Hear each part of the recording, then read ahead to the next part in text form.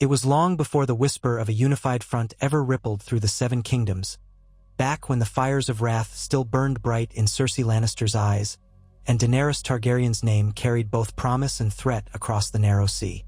Yet destiny wove its tapestry in a way no maester could have foreseen. The Raven arrived one twilight at King's Landing, ink glistening like spilled night in the message that changed everything. A single parchment that, had it been delivered an hour later, might have dissolved into one of Qyburn's unholy experiments or found its way into a brazier of Lannister secrets. But it did not. It reached Cersei's hands instead, and the words it contained altered the course of history, both for the queen perched upon the Iron Throne and for the Dragon Queen who would claim that throne someday. Cersei read the parchment's contents with a sneer that slowly faded into something else. It was Tyrion's handwriting, she was certain of it, and it spelled out a cunning plan to begin negotiations with Daenerys Targaryen in earnest. Though she had half a mind to toss it aside, as she always did with Tyrion's counsel, something stayed her hand. Perhaps the ghost of Jaime's voice urging her to think beyond her hatred, or the memory of their father's stern conviction that alliances made and broken shaped kingdoms more surely than any sword. Or perhaps it was the faintest prickle of dread that accompanied every talk of winter coming, the White Walkers, the army of the dead. Cersei had dismissed those stories when first told, had ridiculed the notion of a war that transcended mortal politicking. But now, faced with the arrival of yet another messenger from Dragonstone, its wings clipped by the sincerity of Tyrion's conviction, she felt an unfamiliar compulsion to listen. Her first reaction was to rage.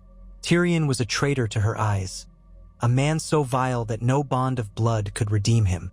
Yet, the letter's demands were so calmly laid out that Cersei found herself pacing before the Iron Throne, reading them once, then twice, until the words seared onto her mind. The gist: Daenerys Targaryen, breaker of chains, queen of the Undulls and the First Men, offered a parley, a chance to put aside the Lannister-Targaryen enmity that had flared since the downfall of House Targaryen and the ascendance of Robert Baratheon. Something about the dire threat to the north, the Night King, the Ragged Whites, and a kingdom of ice that threatened to swallow all living souls. She remembered how once she had sneered at such fables. She, who had grown up hearing tales of dragons and mad kings, found the notion of an undead army preposterous. But the nightmares that visited her these recent nights seemed to lend some shade of truth to the rumors. Cersei realized she was alone in the throne room. No royal court, no assemblage of lords, just the walls echoing her footsteps. For a moment, she thought of turning back and assigning the letter to the flames. But a flicker of memory came unbidden. The gods would in Winterfell, the quiet hush of an impending storm so often told by the Starks. She remembered Lady Sansa's terrified eyes once, and the earnest warnings that all was not well in the north. It was easy to dismiss when it was merely another Stark child bleating about winter. But this was something else. There were too many signs, too many rumors from the far corners of the realm, whispering of white shadows and death marching south.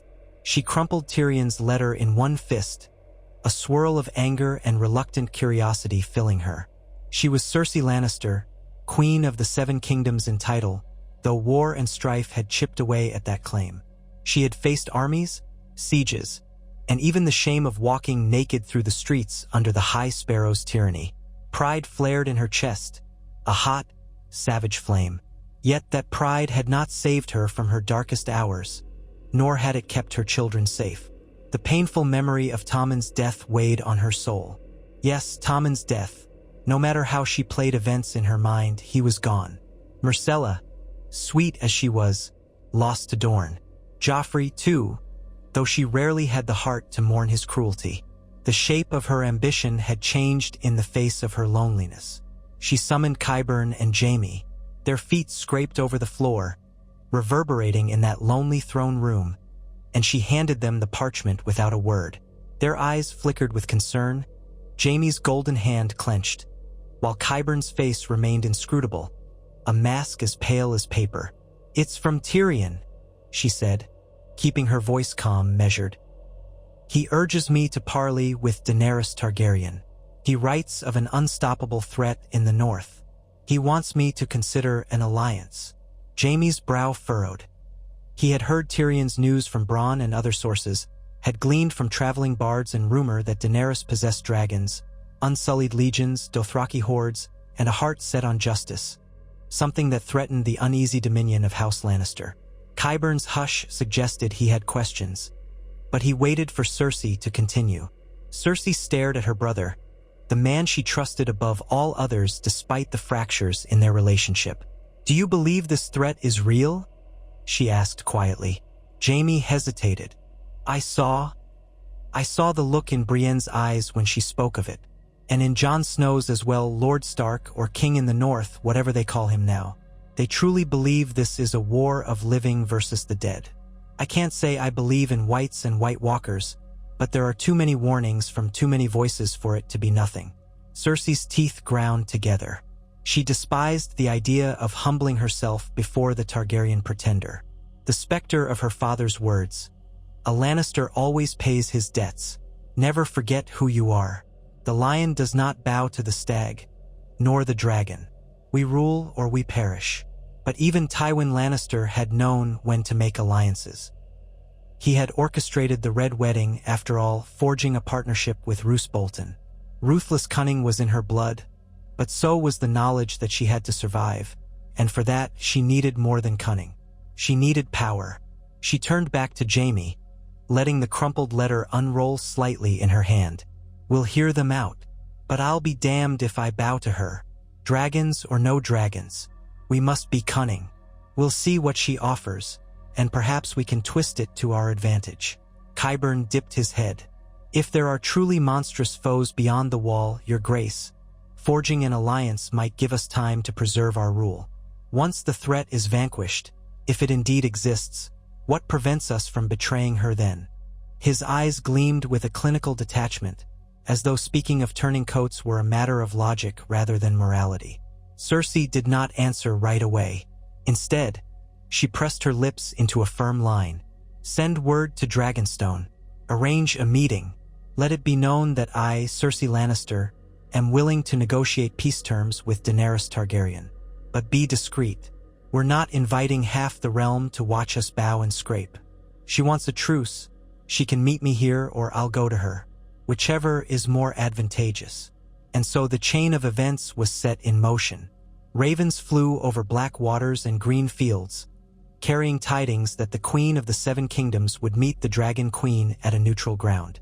The rumor spread like wildfire through the corridors of the Red Keep, then out into the city's streets, stirring a mixture of fear and anticipation. What would this mean for the small folk? For the knights who had sworn allegiance to the crown? For those who still whispered that Daenerys was the rightful heir, the last Targaryen? Only time would give them clarity.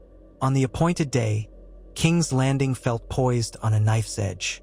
The sun glinted off the spires of the great September's rubble, destroyed in a conflagration that still haunted the nightmares of many. The air was electric with tension, as though everyone expected to hear the roar of dragons overhead at any moment. Cersei, clad in black leather and gold filigree, stood at the mouth of the Red Keep's courtyard, flanked by Jaime, Qyburn, and a dozen members of the Queen's Guard. She had chosen to remain on her home ground, a subtle show of power. Daenerys Targaryen, for her part, arrived with minimal fanfare, no dragons spitting fire above the city, no great cavalry charge. Instead, she came with a small retinue, Tyrion Lannister at her side, along with Missandei and Grey Worm. Cersei's eyes fell first on Tyrion, and though her mouth compressed into a thin line of dislike, she did not speak to him. Instead, she regarded Daenerys, who stood regal as any queen, draped in a gown that shimmered like the sea at midnight. The Targaryen wore no crown, only a delicate chain that suggested an unspoken authority.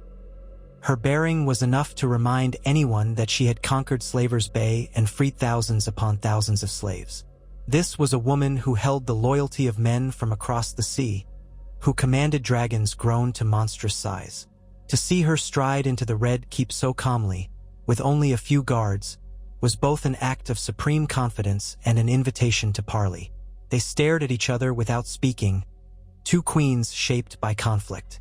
In that moment, King's Landing held its breath, as if the ghosts of the Mad King and Robert Baratheon lingered in the rafters to watch this meeting. It was Daenerys who spoke first, her tone polite yet firm. "Thank you for agreeing to meet with me, Queen Cersei. I trust you understand the urgency of the situation." Cersei tilted her head. "I understand that you desire my alliance, and that you bring with you impossible stories of an enemy that cannot die." Daenerys's expression flickered. "I bring more than stories. I have seen the threat myself, or rather, those I trust completely have witnessed it. The Night King marches with an army of the dead. They will not stop until every living thing is destroyed." Jaime looked between them, tension visible in the set of his jaw. It was not so long ago that talk of the dead would have caused him to scoff, but he could not dismiss the sincerity shining in Daenerys's eyes. Tyrion stepped forward, mindful of the precarious ground he trod. His gaze flicked over Jaime, then Cersei.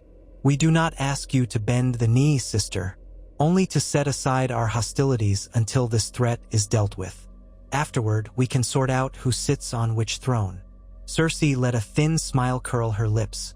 "If this threat is as dire as you say, it threatens you and your armies as much as it threatens me.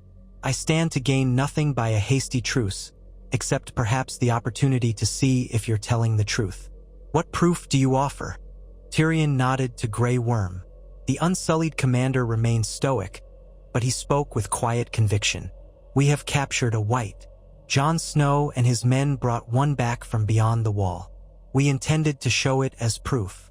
At that, Cersei blinked. She had heard these rumors of a white captured like some caged beast. She had dismissed them as theatrics, but if they had truly brought one south, that was an extraordinary feat still. Her skepticism warred with her curiosity. "Very well," she said. "Show me this abomination. Let me see for myself what exactly we face." They arranged for the demonstration to take place in the Dragon Pit, the old ruin on the Hill of Rhaenys. Once a symbol of Targaryen power, the Dragon Pit stood in crumbling majesty, a fitting place for a spectacle that could reshape alliances. Word spread, and soon lords, knights, and even a smattering of small folk had gathered at a distance, eager to witness something beyond comprehension. A wooden crate, reinforced with iron, stood at the center of the pit. Around it, Lannister guards waited with spears, looking uncertain and nervous. Daenerys's retinue had not increased by much, though a few Dothraki stood at attention, and one could sense the looming presence of dragons in the distance. Regal and Viserion soared somewhere beyond the city's walls, waiting at their queen's call. Cersei took her seat on a makeshift dais, flanked by Qyburn and Jaime. Daenerys remained standing, her posture rigid, while Tyrion took up a place between them as a mediator, though no words were needed yet. Sand crunched underfoot, and a hush fell over the crowd. One of Jon Snow's men, perhaps the one they called the Hound, kicked over the crate.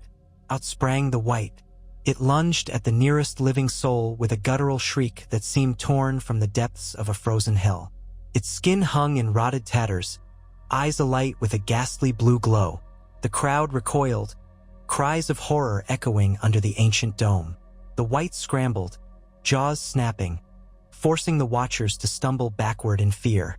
Only when the Hound yanked it back by an iron chain did it finally cease its charge. Qyburn's eyes lit with an unsettling curiosity, while Cersei's face went pale. She had not expected something so viscerally awful, a reanimated corpse, unnatural and ravenous. Jaime exhaled sharply, reflexively reaching for the hilt of his sword, though he knew steel alone would not stop such a thing if the rumors were true. A hush blanketed the entire pit.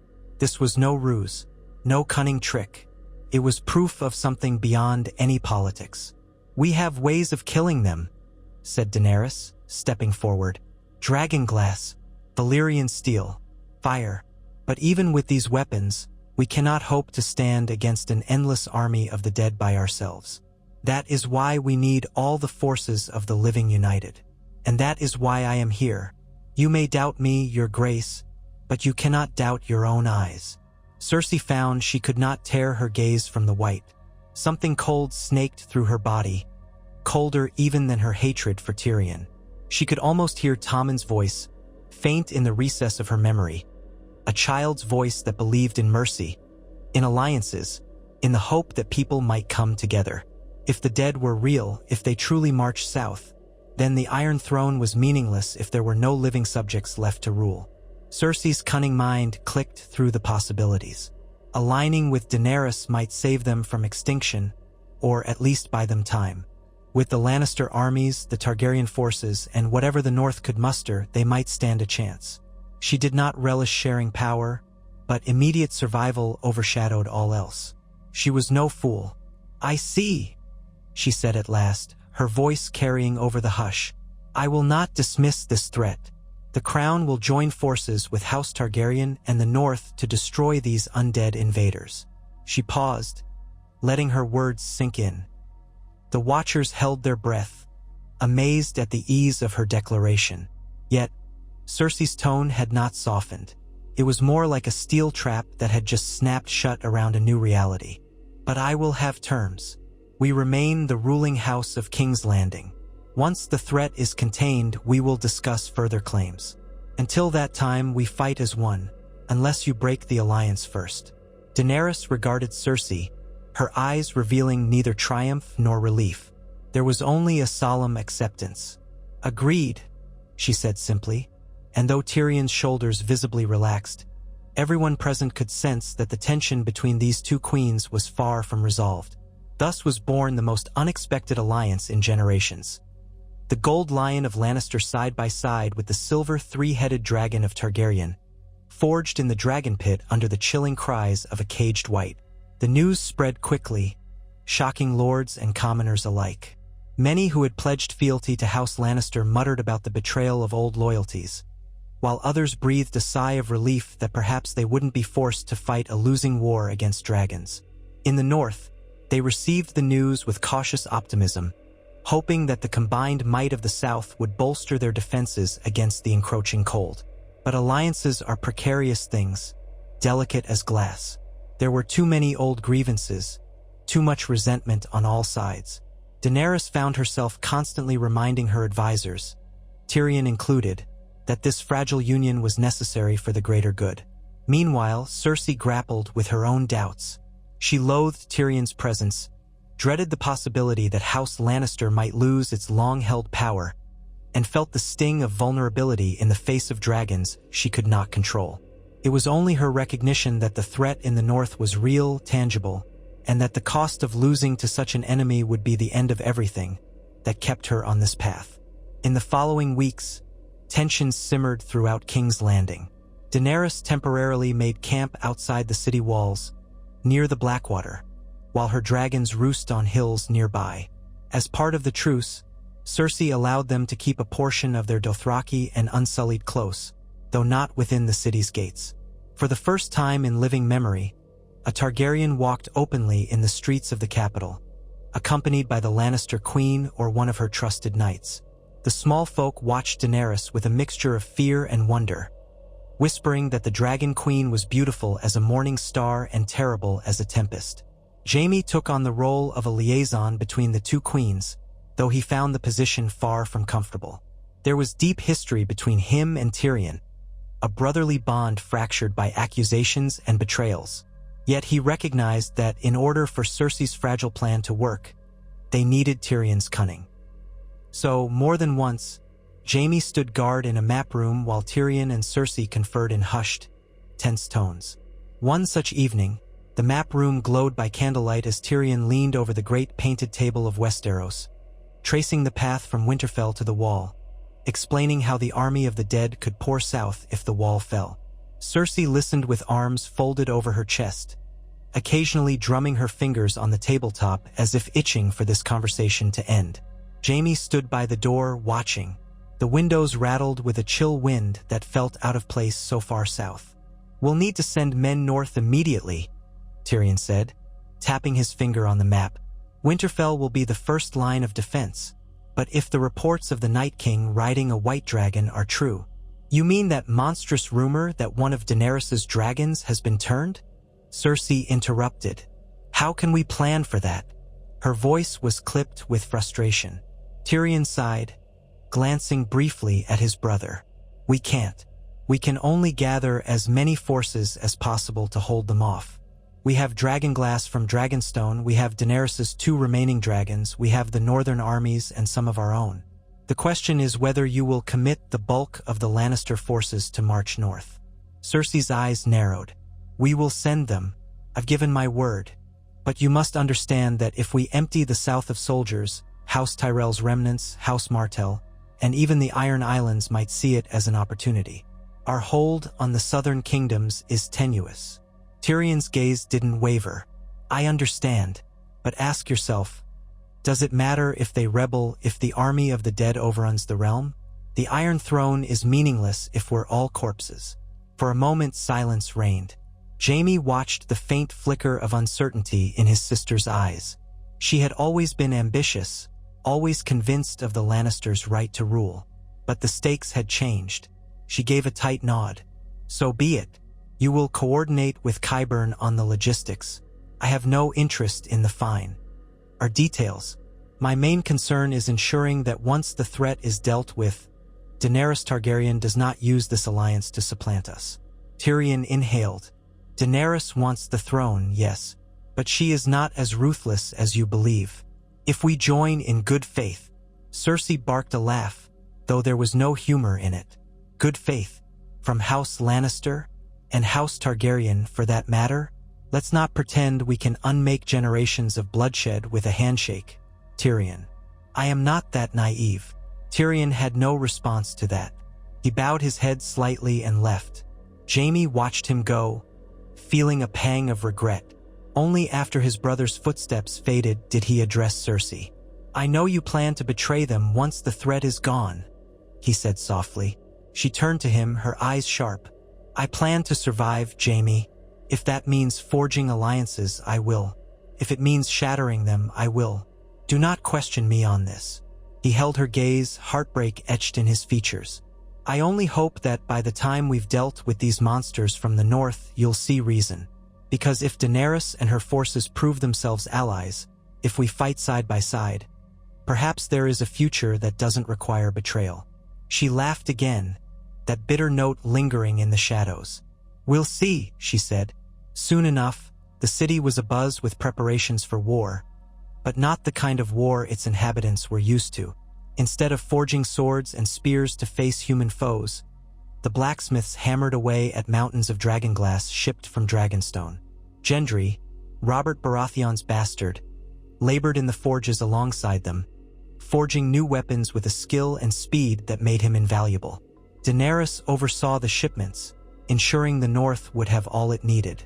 Cersei's quartermasters grudgingly cooperated, compelled by their queen's direct orders. Winter crept south in ways that defied memory. Frost rime gathered on windowsills in King's Landing for the first time in decades, a sign that the cold was coming. Ships laden with soldiers departed from the Blackwater Bay, heading for White Harbor. Overland routes saw caravans of Lannister soldiers trudging north, their crimson banners looking oddly out of place against the stark, barren plains. The realm shuddered, uncertain if this combined force would be enough. Days bled into weeks, weeks into months. The army of the dead loomed ever closer to the wall. Jon Snow, back in Winterfell, coordinated with Sansa and the other northern lords, who were still wary of the southern queen they heard about, the one who burned foes with dragonfire. But the presence of the Lannister banners in the north was almost more shocking than the dragons overhead. For the first time in their collective memory, houses that had been mortal enemies found themselves fighting side by side. The tension was palpable, but necessity forced them into cooperation. When at last word came that the Night King had breached Eastwatch and that the undead horde was pouring into the north like a pale tide, the Allied army mobilized for a final stand near Winterfell. Snow fell in thick drifts, turning the world into a monochrome battlefield. The chill in the air was so intense that even the southern knights, accustomed to warmer climes, found their teeth chattering. Daenerys kept her dragons close, taking advantage of any momentary break in the storm to unleash dragonfire upon the shambling masses. The flicker of green wildfire was also seen in the distance. Cersei, cunning as ever, had ordered some of Qyburn's contraptions to be adapted, so that if the dead broke the lines, wildfire could be ignited to incinerate as many as possible. Cersei herself remained in Winterfell, which had been hastily fortified. She detested the crude northern aesthetic, the bleakness that pervaded the old fortress. Yet she stood side by side with Daenerys on the battlements, gazing out at the horizon, where the sky seemed perpetually darkened by swirling clouds and snow. Jaime was down below, directing Lannister footmen. Tyrion was in another part of the castle, coordinating with the Stark leadership, trying to ensure that the different armies communicated effectively. The tension between the two queens was as frigid as the air. They seldom spoke directly, often letting their advisors handle the day-to-day matters of command. Yet at night, in the flicker of torchlight, they would find themselves drawn to the top of the walls, scanning for signs of the undead.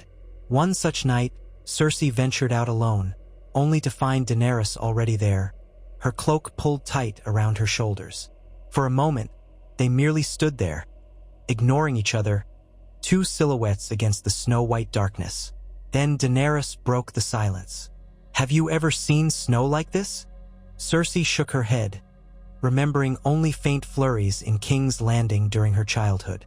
"No," she said, reluctant to speak, but the hush of the night pressed on her, prompting a rare moment of candor.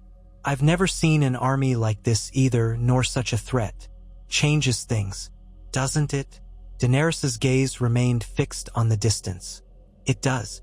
Sometimes I wonder if I was meant to come here, to unite with the North, with even my enemies, because without me, these people would have no chance against the army of the dead. Or perhaps fate is more subtle. You, me, Jon Snow, all our houses. I don't know what the gods intend." Cersei's voice was low. "If there are gods, they have never been kind to me." She said it without bitterness this time, more as a statement of fact. "But that doesn't matter. I've learned to take what I want from this world. If I must join you for now, I will. We'll see how this ends." Daenerys turned, her breath misting in the cold. She regarded Cersei with an unreadable expression. "Perhaps when it ends, we won't want to turn on each other," she said softly. "The war changes people." Cersei did not respond. She didn't know how. By the next dawn, the horns sounded from the watchtowers. A black wave of the dead had been spotted on the horizon, and the entire allied force braced itself for a siege that would decide the fate of the realm. The northern cavalry formed up on the flanks, commanded by the lords of the north. The Dothraki, eager for a charge, took the forefront with flaming arcs provided by Melisandre's sorcery. Behind them, lines of Lannister infantry stood with dragonglass-dipped spears, hearts pounding in terror and excitement. Upon the walls of Winterfell, archers from all across Westeros readied dragonglass arrows. At strategic points, caches of wildfire were prepared to be ignited if the lines broke. Daenerys mounted Drogon, while Rhaegal soared beside them, each dragon a living inferno poised to crash down upon the undead. The first clash was like a scream torn from the world's throat. The Dothraki thundered forward, their war cries lost in the howling wind and the shrieks of the dead.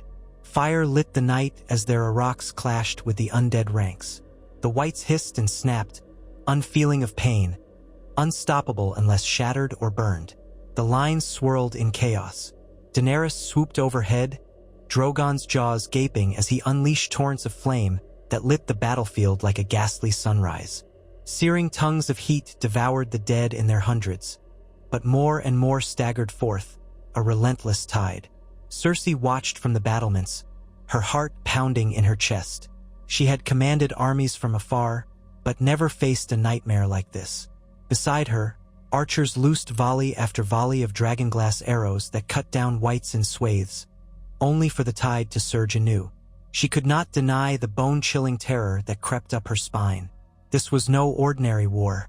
It was survival at its rawest.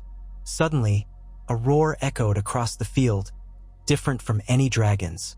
The undead Viserion swooped down from the storm clouds, its once majestic scales turned pale and ragged, blue fire erupting from its maw in an unholy torrent. It struck at the ranks below, and men, both Northern and Lannister, were incinerated instantly, their screams lost in the chaos. Daenerys urged Drogon upward to meet this abomination, Tears gleaming in her eyes at the sight of her lost child turned into a weapon of the enemy. Cersei's breath caught as she witnessed dragons clash in midair. Blue flame met red, and the sky exploded in a fury of heat and ice. A piece of her could not help but marvel at the sheer scale of it. She had been fighting Daenerys in her mind for so long, yet here they were, forced to rely on the Dragon Queen's courage against a terror that defied comprehension. And in that moment, she could not help but feel a trace of genuine respect. Daenerys soared into the fray, fearless, taking the battle to the dead. On the ground, the Lannister forces found themselves fighting shoulder to shoulder with Northmen, each trusting the other not to break. The Whites were terrifying, yes, but they died to dragonglass, to steel, to flame, provided men could keep them at a distance. Jaime fought like a demon, his golden hand used as a blunt weapon in close quarters when his sword arm tired. Tyrion was somewhere in the chaos, no longer the dwarf cowering behind lines, but a commander shouting orders for the sake of all living. Ghosts of old betrayals melted away in the crucible of battle. Meanwhile, the Night King himself loomed at the edge of the fray, an inscrutable figure astride a pale horse, flanked by white walkers carrying spears of ice. Each step they took froze the ground beneath them. Jon Snow had singled him out, leading a contingent of elite warriors to break through the lines, determined to end this war by cutting the head off the serpent. Whether that was a fool's hope or the realm's last chance, no one could say. Hours passed in a blur of death and fury. The living found themselves pushed back into the outer courtyard of Winterfell, forced to give ground by the sheer numbers of the dead. Screams and howls mingled with the clang of steel and the roar of dragons. Firelight flickered everywhere, tinted green where pockets of wildfire erupted. Bodies littered the snow, steaming in the frigid air. The stench of burning flesh choked the living. Still, the allied army fought on, refusing to surrender. Cersei descended from the walls to rally her Queen's Guard, ignoring the warnings of Qyburn that she should remain safe. She recognized that if she wanted her soldiers to stand, she must show no fear. She strode among them, brandishing a dragonglass dagger at her waist, her dark cloak swirling around her ankles. Many of these men had served her for years. They fought with renewed vigor, seeing their queen in the thick of it. Northern soldiers looked on in surprise, for they had heard rumors that the Lannister queen cared nothing for them. But bravery in the face of doom was a universal language, and in that moment, a small flicker of unity took hold. Daenerys, high above, wrestled with her own heartbreak as she fought the White Viserion. Drogon roared in anguish when the undead dragon's blue flame scorched his flank, but the living dragon rallied, spewing red fire in a cataclysmic wave that scorched the sky. At last, in a deafening moment that seemed to freeze time, Drogon's jaws snapped shut on Viserion's neck, and a hiss of otherworldly agony rose from the undead beast as it tumbled from the sky, crashing somewhere beyond the castle walls. For a heartbeat, hope soared among the living. Perhaps the tide could be turned. Jon Snow and his warriors clashed with the Night King in the Godswood, where ancient weirwood trees stood silent witness to the final gambit. The White Walkers were formidable, each blow of their ice spears lethal. But the living had dragonglass and Valyrian steel. They pressed forward, each soldier sacrificing their life to keep the path open for Jon. Then, in a final stroke, Jon plunged Longclaw through the Night King's breastplate of ice. A shriek split the air, a sound that resonated through every White and White Walker on the battlefield. For a moment, it was as though the entire undead horde paused. And then they shattered, collapsing in waves of lifeless bone and rotting flesh. All at once, the courtyard fell silent except for the groans of the wounded and the crackling of flames.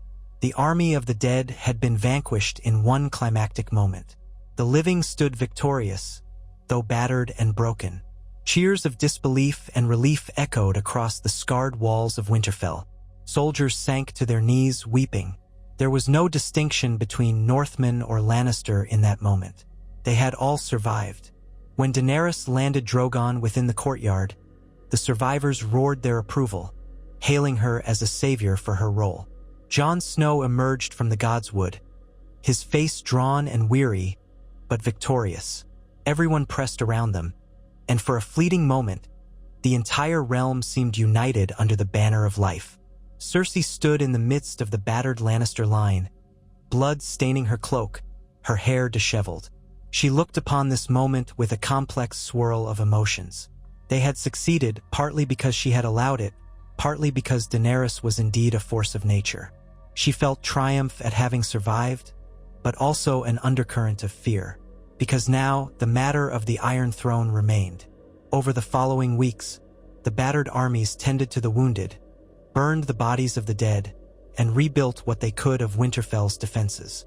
Messages went out across the Seven Kingdoms, announcing the victory over the army of the dead.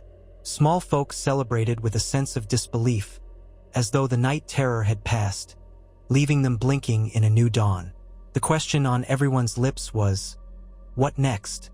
Some urged Daenerys to claim the throne immediately, to press her advantage now that her dragons and forces had proven their worth. Others whispered that Cersei was not to be trusted, that she would scheme to keep power for herself. Tyrion spent hours in tense discussions with Jaime, trying to navigate a path that might avoid another bloody civil war. Jon Snow advocated a peaceful resolution, citing the realm's exhaustion after so much conflict. Sansa Stark watched carefully from the ramparts, mindful that if a war broke out anew, the North would suffer once again. Cersei had her own counsel. Qyburn pressed her to betray Daenerys as soon as their armies were able, citing the unstoppable threat of dragons. But Jaime cautioned her. Do you really want another war, sister? Do you think the realm will rally to you after this victory you've shared with the Dragon Queen? Cersei felt trapped between pride and pragmatism. She had tasted the unity of standing against a common foe, and as much as she hated to admit it, the Targaryen queen's valor in battle had earned her a measure of respect in Cersei's eyes. Still, she had not labored this long to see House Lannister fade into nothing. She wrestled with the decision for days, shutting herself away in one of Winterfell's drafty halls, ignoring the stench of wet fur and cooking onions. Then one evening, Daenerys approached her. The castle corridors were lit by flickering torches, and the wind howled beyond the walls. The Targaryen queen seemed exhausted but resolute, wearing a thick cloak of white fur. She asked Cersei to walk with her to the courtyard, away from prying ears. Cersei agreed, if only out of curiosity. They strolled through the courtyard, passing silent soldiers and stacked arms. The scars of the great battle remained, with half-collapsed towers and scorched sections of wall. Daenerys paused near a broken wagon, turning to Cersei with eyes that held both weariness and determination. The war is over, she said softly, and yet another war threatens to begin if we cannot come to an understanding. House Targaryen is not what it was, nor does it seek to be a dynasty of terror. I want to build a better world than the one my father left. Cersei studied Daenerys in the torchlight. And how do you propose we do that? Daenerys took a slow breath. Bend the knee and serve as the warden of the Westerlands. I will recognize the Lannisters' right to Casterly Rock and all lands west, in perpetuity, so long as you swear fealty to the throne and promise not to rebel. I will let you keep governance over King's Landing for a transitional period, until we can restore order. And I will ensure that your house remains influential, respected. You have proven your willingness to protect the realm. You can be part of its future. The words tasted bitter in Cersei's mouth. Bend the knee. It had come to that. Yet Daenerys did not speak with malice, nor did she threaten her with the usual Targaryen bravado. She offered a genuine compromise.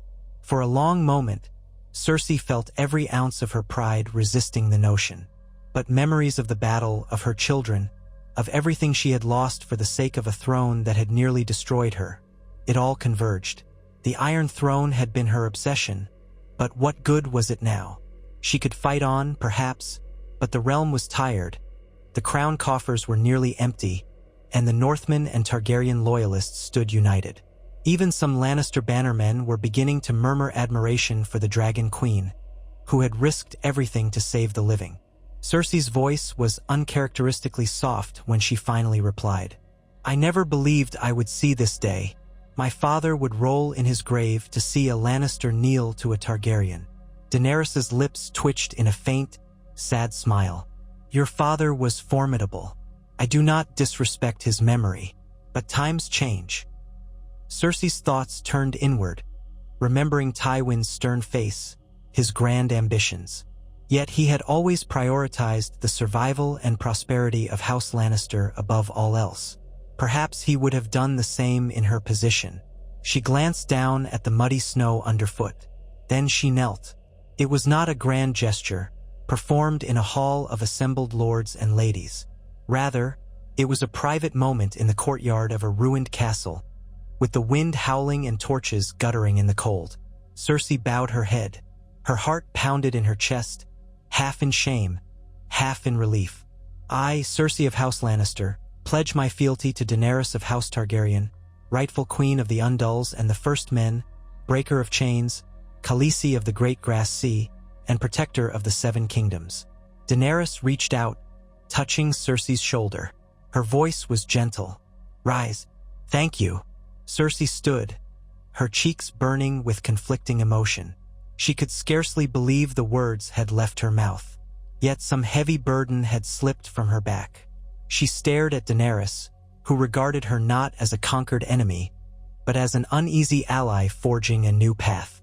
Perhaps, just perhaps, this was not the worst outcome.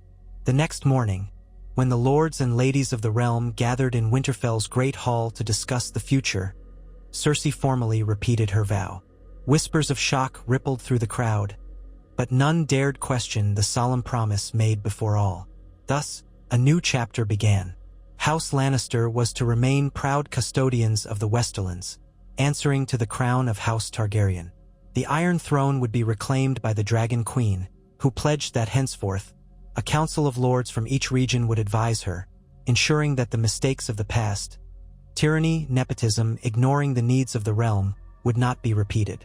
In the weeks that followed, Daenerys traveled south to King's Landing with Jon Snow, Tyrion, and a host of other advisors. The surviving Lannister forces formed an honor guard, escorting their new queen through the shattered gates and charred streets still bearing the scars of war. The populace turned out in cautious crowds. They had expected dragons overhead, perhaps more carnage, but instead they witnessed a deliberate and peaceful procession. Cersei rode at Daenerys' side, her face expressionless, but her posture no longer that of a defiant monarch. The lion walked with the dragon, and though the tension did not vanish overnight, the realm breathed a collective sigh of relief. The Red Keep, so long a symbol of Lannister might, was prepared to receive Daenerys not as a conqueror, but as a returning Targaryen. The Iron Throne itself seemed to shimmer in the gloom, blades and swords entwined like a frozen wave of steel. As Daenerys approached, flanked by her loyal counselors, Cersei stood aside. The memory of her own coronation surged in her mind, that day after she had eliminated her enemies in a green wildfire. Now she felt that day was the death knell of her illusions. She would stand no more as queen regnant. Instead, she observed Daenerys ascend the dais. Daenerys looked at the throne for a long moment, an unreadable expression on her face. Then she turned, regarding the assembled lords, knights, and onlookers. I claim this seat in the name of House Targaryen, she said, her voice steady. Not to restore the old ways of terror and madness, but to forge a new beginning for these seven kingdoms. We have survived the long night because we stood together. Let us continue to do so. A murmur of assent and relief went through the hall. Tyrion watched with a slight smile, remembering how far they had come. Jon Snow stood quietly, nodding once in approval. Varys, who had re-emerged from the chaos, studied the scene with a measured gaze. Cersei felt a pang, an echo of the ambition she had once held so fiercely. But as the crowd parted, she found Jaime's eyes on her. He gave her a small nod, pride in his gaze. Pride, perhaps, not in her defeat, but in her choice to uphold her vow for the sake of the realm. For once, she did not feel the need to lash out. She had lost something, yes, but perhaps she had gained something as well. The chance to rebuild, to protect what remained of her house, to avoid further devastation. In that moment, she remembered the horrors of the undead, the brutality of the war, and the unity that had delivered them all. Power, after all, meant nothing if there was no one left to rule. In the months and years to follow, the realm began a slow, painful process of recovery. The farmland ravaged by winter started to grow again. Castles that had been ruined in the wars were rebuilt by combined efforts, as Daenerys encouraged trade and cooperation between regions. Cersei managed the affairs of the Westerlands with a firm but less tyrannical hand than before, careful to maintain the loyalty of her bannermen while honoring her fealty to the crown. Jaime remained at her side, though the nature of their bond shifted as they both sought to chart a less destructive path.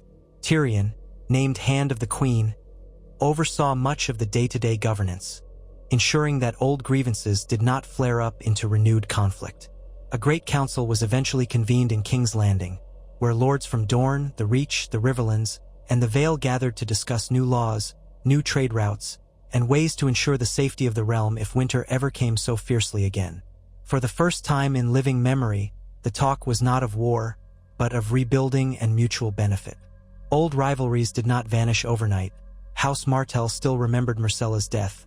House Tyrell's remnants still harbored resentment for the fall of Highgarden, and many in the north remained suspicious of southern politics.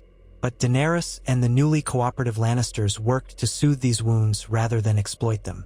Cersei often found herself in the council sessions, not as queen, but as Lady of the Westerlands. She sat across from Daenerys, forced by protocol to bow her head when addressing the queen. At first, the submission grated on her, but over time, as she saw roads rebuilt, harvests improved, and banditry quelled by cooperative patrols, she found a strange solace in the idea that her cunning and her name still carried weight, still served a purpose, just not the one she had once dreamed of. Once, she had been the force behind the throne, seeking to dominate it at all costs. Now, she was part of something broader, something that, for all her bitterness, she could not deny was effective. The years slipped by. The memory of the Night King became a distant nightmare, told in songs of how the realm united under two queens, one of the lion, one of the dragon, to face the long night. Scholars wrote that it was a turning point, the end of the feudal order as it had been known. For the first time, the people of Westeros recognized a shared identity that transcended their houses. At tournaments, knights from different regions competed good-naturedly, with cheers echoing from a populace that had once been divided by hatred. In King's Landing, the Red Keep bustled with activity, a hive of administrators, travelers, and visitors from Essos. Daenerys encouraged the growth of trade routes and formed alliances across the sea, mindful of the damage the slave masters had done in Essos. She never forgot her roots, ensuring that the realm's prosperity did not become an excuse for oppression. Cersei, for her part, ensured that the gold of the Westerlands flowed into these endeavors, securing profitable trade deals that benefited her people as well. Every so often, the specter of conflict would arise, an old vendetta, a rebellious lord testing the boundaries of the new peace.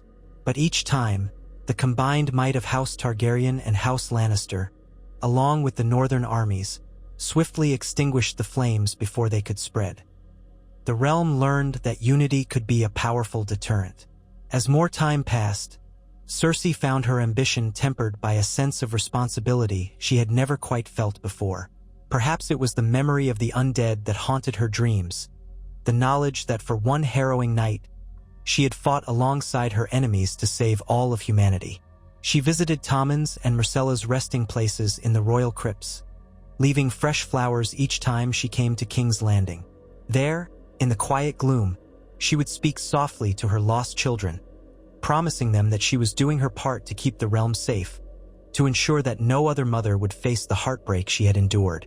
It was a bitter solace, yet it was solace nonetheless. Daenerys' court thrived, and over time, new alliances formed. Jon Snow eventually returned to the north, content to remain as its warden and caretaker, never seeking the throne for himself. The Targaryen line continued through Daenerys' children, some by blood, some by adoption, creating a succession plan that did not hinge on madness or conquest, but on governance and counsel. Tyrion served as Hand for many years, proving that a Lannister could be loyal and wise in service to the crown. Varys played his own subtle role, ensuring the realm's stability by weaving a network of informants. And Cersei? She remained a commanding figure in the Westerlands, ruling from Casterly Rock, which she refurbished with a portion of the spoils from years of prosperous trade. At court, she was respected, feared at times, for her sharp intellect and her refusal to be bested in negotiations. But there was no further talk of war with Daenerys, no conspiracies to seize the throne by force. She had once said she would never kneel, that she would burn entire kingdoms before giving up her crown. Yet kneel she had, of her own volition, on that snowy night in Winterfell, after seeing firsthand the horror that threatened them all. In that moment of humbling, she had set in motion a chain of events that saved the realm from further bloodshed. Sometimes, during feasts in the Red Keep's halls, Daenerys would catch Cersei's eye across the banquet tables, and a silent understanding would pass between them. They might never be friends. Too much blood and history stood between them, but they had forged a bond in war, in necessity, and in the shared knowledge that survival demanded compromise. They had prevented the Great War from consuming all of Westeros and ushered in an era of relative peace. That alone was a legacy to be proud of. In the quiet hours, Cersei would think of all the twists of fate that brought her to that point. She had set out to destroy Daenerys, to claim the throne for herself. Instead, she had saved the throne for another, while ensuring House Lannister remained a formidable power in the new order. It wasn't the glorious triumph she had once envisioned. But in this new age, glory was found not in subjugation, but in cooperation, and perhaps that was a lesson the realm needed to learn.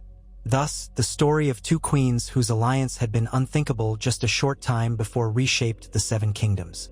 The Great War was prevented from spiraling into total annihilation. The Long Night was beaten back.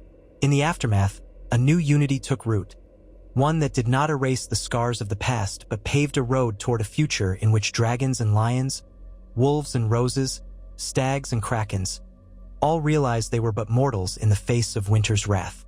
And if they stood together, perhaps they could endure the darkest nights and greet the dawn with their kingdoms intact.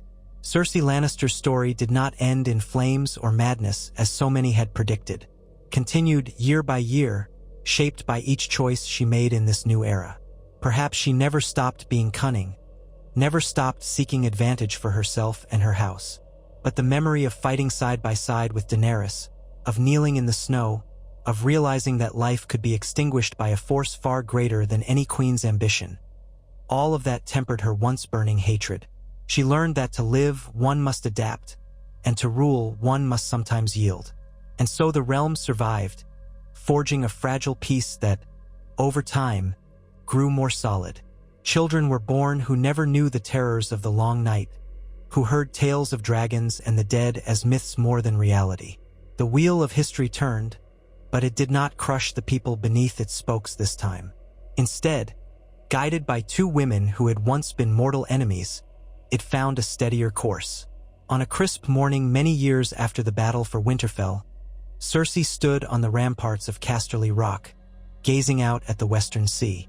Her cloak billowed in the wind, the Lannister red still bright against the pale sky. She breathed in the salt air, recalling how far she had come. War had been her life, manipulation her pastime, victory her addiction. Yet now, in a world no longer overshadowed by existential dread, she found a strange peace in simply governing, in ensuring that the gold mines of the Westerlands funded roads, ports, and farmland. She thought of Daenerys, likely in the Red Keep, forging new trade agreements with distant cities in Essos, or perhaps listening to petitioners from the Vale or the Reach. Cersei let out a quiet laugh. The two of them, forging a legacy that neither had dreamed of. If someone had told her years ago that she and the Targaryen pretender would become pillars of the realm's stability, she would have ordered their head on a spike for such insolence. Yet here they were, alive, powerful and strangely aligned. No, not friends, but neither were they foes. They had found a precarious balance, and that balance had saved the realm from the Great War and the darkness that would have swallowed everything. The sunlight gleamed on the waves. Cersei closed her eyes, feeling the warmth of it on her face. She thought again of her father's lessons, of the words she had once held onto with such fierce pride. A Lannister always pays her debts. Perhaps in the end she had. She had paid with her pride, with the crown she'd once worn in solitude. But in its place, she had gained a realm that was healing, a house that still stood strong, and a future that did not reek of endless warfare. Yes, she had paid, and in doing so had earned something of far greater value. A lasting peace, for as long as the realm could sustain it, and the knowledge that the living still carried on beneath the same sun, unbroken by the long night. Such was the story that bards and historians would recount for generations to come.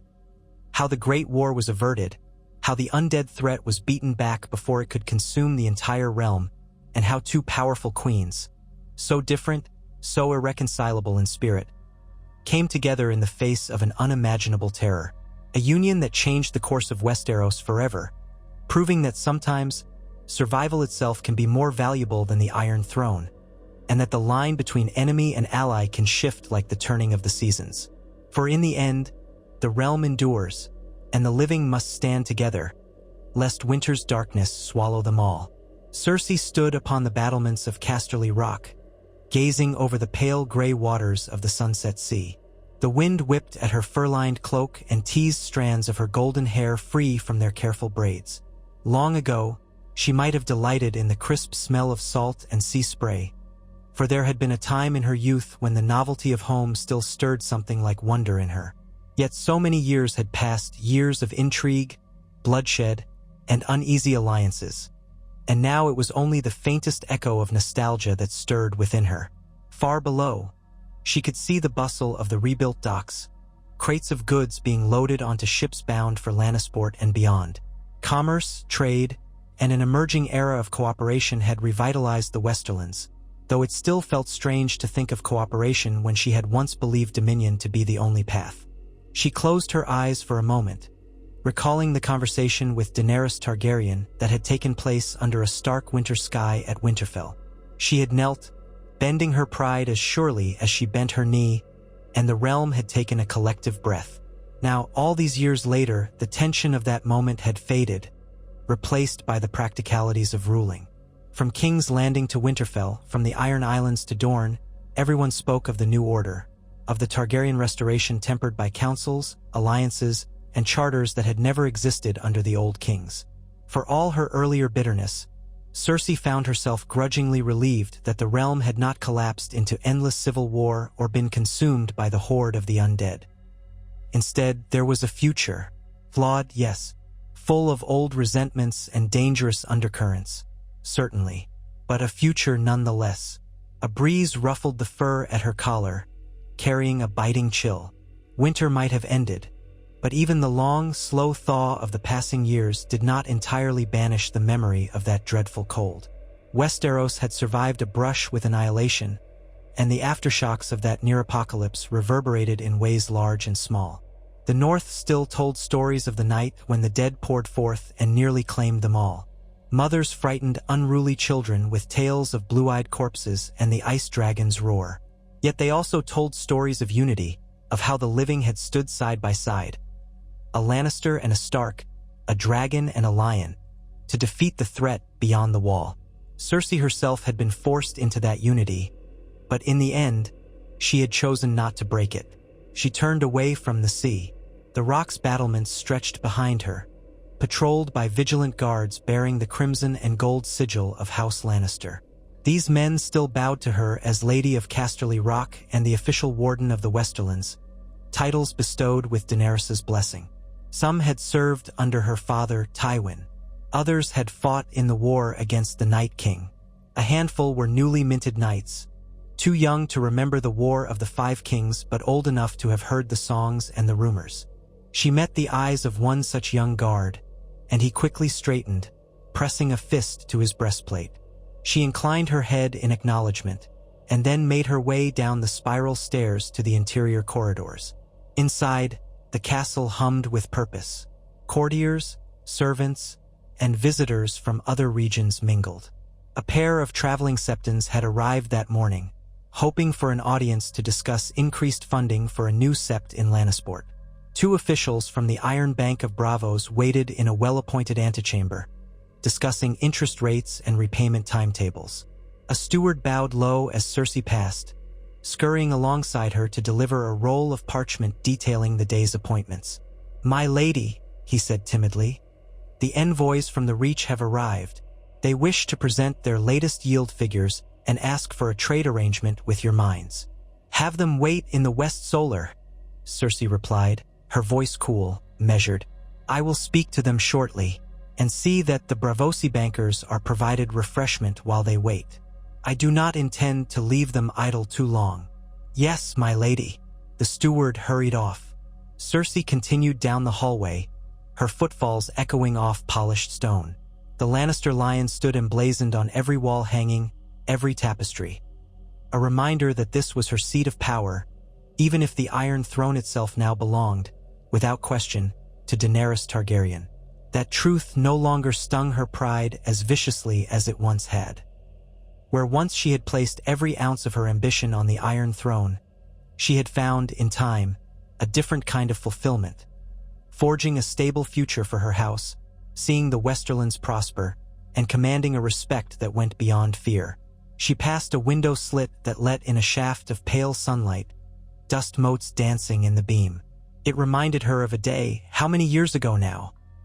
When the news first reached King's Landing that the undead were real, that the wall had been breached. The memory of reading Tyrion's letter in the lonely throne room returned to her in a flash. What a coiled serpent of circumstance that had been, forcing her to reevaluate everything. Yet that single choice, to parley with the Dragon Queen, had saved her life, her house, and possibly the entire realm. She had scoffed at Tyrion's cunning, yet it was that cunning that helped guide Daenerys to victory, and by extension allowed Cersei to preserve her legacy. The gods, if they existed, certainly had a cruel sense of humor. Her footsteps took her to her private solar, where a door of polished oak stood ajar. Inside waited her brother and, in many ways, her staunchest supporter, Jaime Lannister. In the old days, she would have whispered of love and incestuous secrets. Now their bond had evolved, or perhaps eroded, into something more tempered. Their closeness remained, but the roiling passion that once governed them had softened into an almost companionable alliance. When she entered, Jaime looked up from a small table scattered with reports and letters.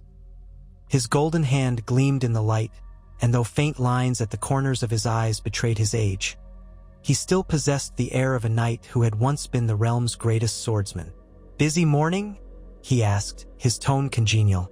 "They're all busy these days," Cersei replied, letting the dryness of her voice convey her fatigue. She crossed the room to a chair and sat, smoothing her cloak over her lap. "Envoys, bankers, septons. Each one wants a piece of the Westerlands' prosperity. They think the gold mines will solve all their problems. Better they ask politely," Jaime noted, "than try to take what they want by force." She gave a slight shrug. Such is the state of things. When everyone is more or less content. No wars to fight, no enemies to burn, negotiation and flattery become the weapons of choice. Jaime watched her with a faint smile that held neither sarcasm nor mockery. "Is that not what you always wished for? To hold enough power that no one dares challenge us directly?" She considered. "It is," she admitted. "I just never pictured it would look like this." He set aside the parchment he'd been reading. "The realm is different now. It's been nearly a decade since the long night. We can't pretend it hasn't changed us." Cersei knew it was true. She felt it every day in the routine of governance. In the old world, she might have sneered at the idea of appeasing so many petitioners, hearing out distant lords, forging alliances based on mutual benefit rather than cunning alone. But she had learned how fleeting absolute power could be, and how quickly a throne could become meaningless when faced with an enemy that did not care about crowns or wealth. Their survival had depended on cooperation. And ironically, in forging that cooperation, she had found a measure of success that might have eluded her otherwise. "Are you riding to King's Landing soon?" she asked Jaime. "In a fortnight. I'm to meet with Tyrion. He wants to discuss the progress of the Crown's finances and see if the Crown can secure a larger credit line from Braavos for certain reconstruction projects." Cersei's mouth twitched at the mention of Tyrion. Their relationship remained complicated, though it had eased somewhat in the aftermath of the war. Tyrion had proven a capable hand to Daenerys, as cunning as ever but seemingly devoted to maintaining the peace.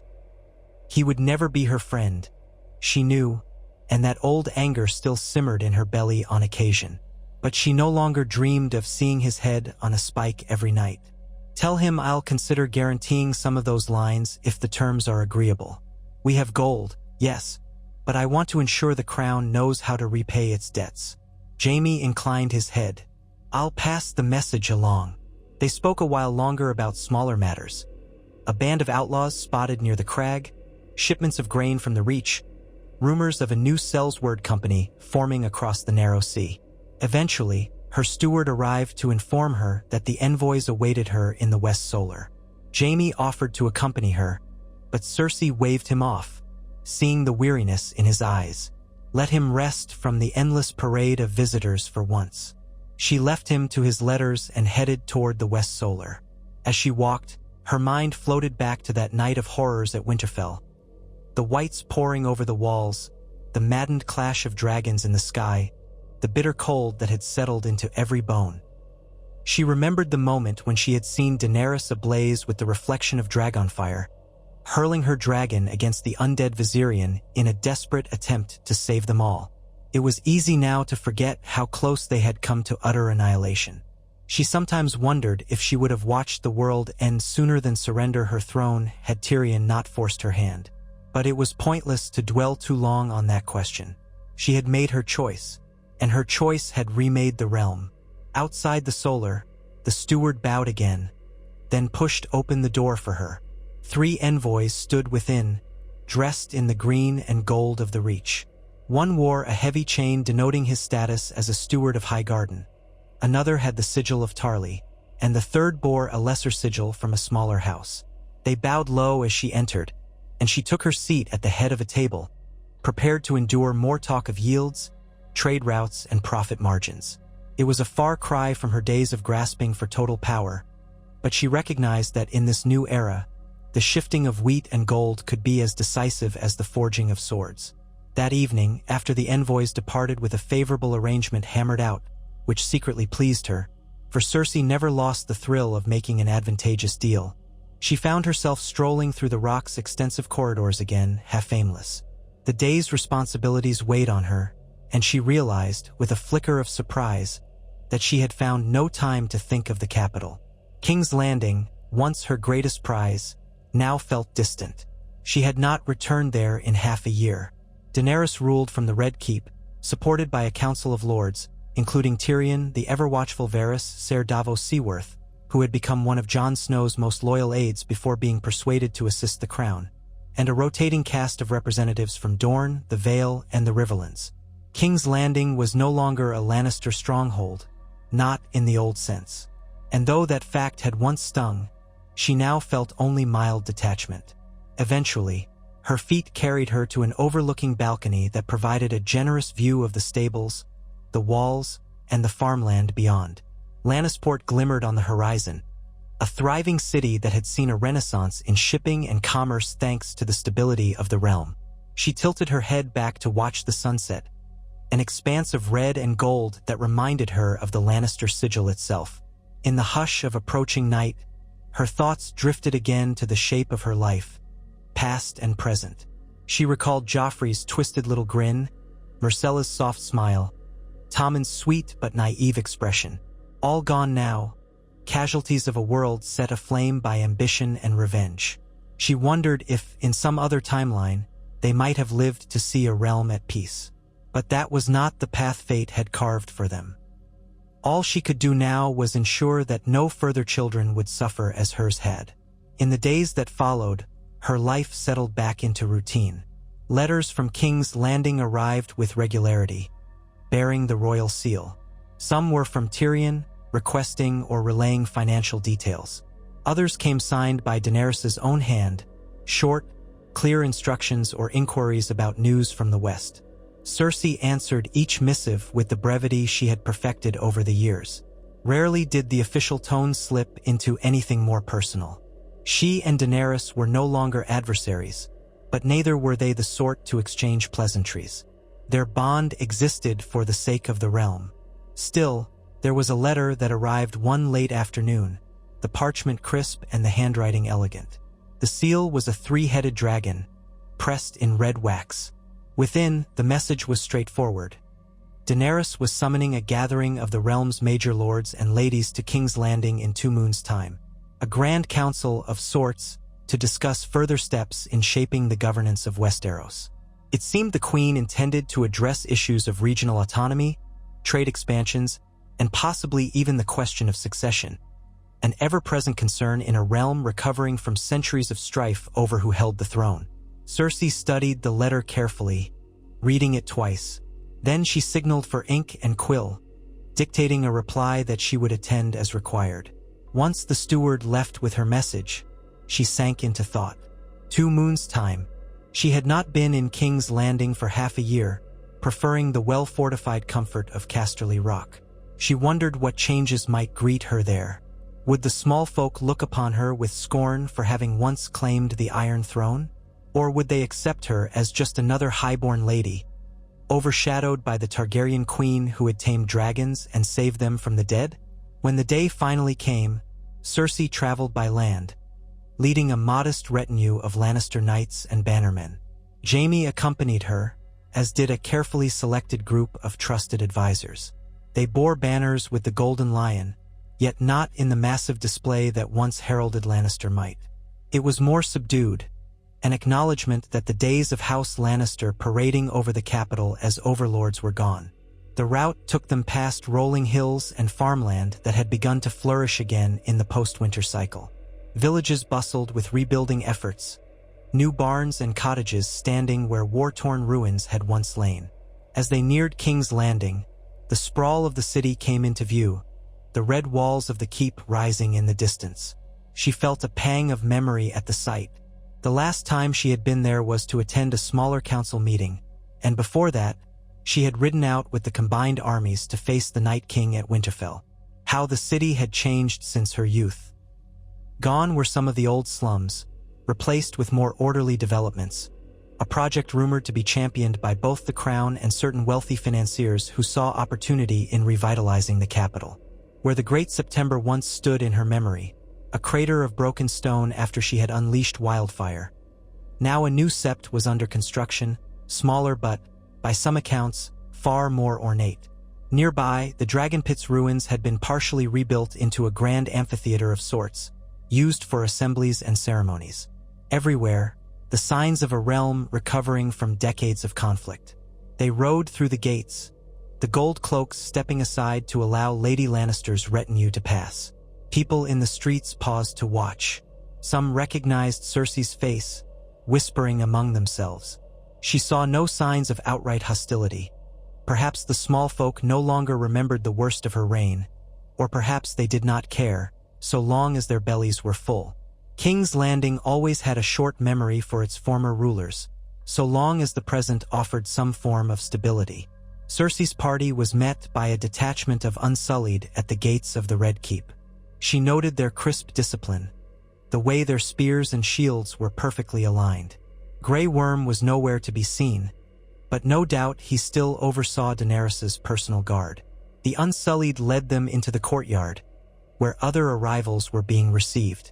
Cersei glimpsed the bright banners of House Arryn, the fiery heart of the Red God that certain northern or river lords now adopted in memory of the role Melisandre played in the battle against the dead, and even a Martell sun and spear from Dorne. That house had survived in some diminished capacity, though its leadership had changed drastically after the turmoil of the wars. As her guards saw to the horses, Cersei ascended the steps of the Red Keep. Familiar corridors stretched before her, yet she felt a subtle strangeness. She had walked these halls as queen once. Now she was simply a highborn guest in the seat of Targaryen power. The staff hurried to offer refreshments, pages scurried about carrying messages, and the swirl of courtiers wore fashions from every corner of the 7 kingdoms. She spied a group from the Iron Islands, their cloaks still damp with brine, speaking with haughty bravado about shipbuilding. Farther along, she noticed a pair of Dornish nobles draped in light silks, an odd sight in the cooler climate, but typical of their homeland's style. Once settled in the chambers assigned to her retinue, Cersei took a moment to steady herself in front of a polished metal mirror.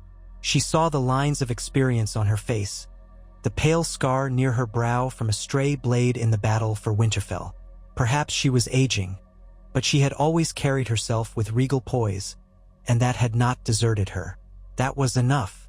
She would not walk these halls as a supplicant, but as the Lady of the Westerlands, secure in her role. The next day brought the official commencement of Daenerys's Grand Council. They gathered in a renovated section of the Red Keep's throne room, a wide, circular space with benches arranged around a central dais. It was reminiscent of the old councils Targaryen kings had convened in times of crisis, yet now it had a different atmosphere, more open and less hierarchical. Banners of different houses hung on the walls, a silent reminder that this was a meeting of all the great powers of Westeros, not merely the subjects of one absolute monarch. Daenerys presided from a seat near the dais, though not upon the Iron Throne itself.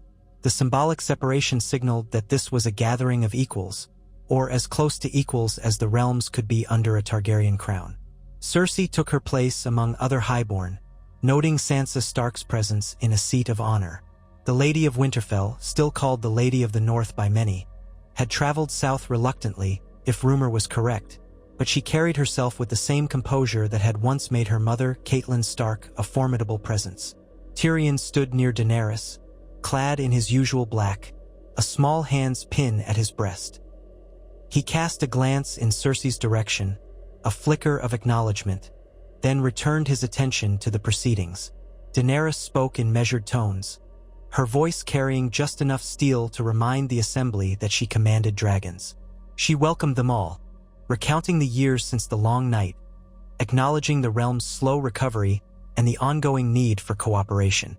Then she turned the discussion to matters of trade, harvest yields, defense, and the single most pressing question: how to ensure that no single house or region would ever again threaten the fragile unity.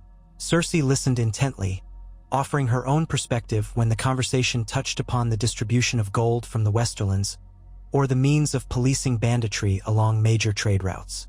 She found it oddly familiar, reminiscent of the small councils she had attended under Robert Baratheon, except the dynamic was less combative.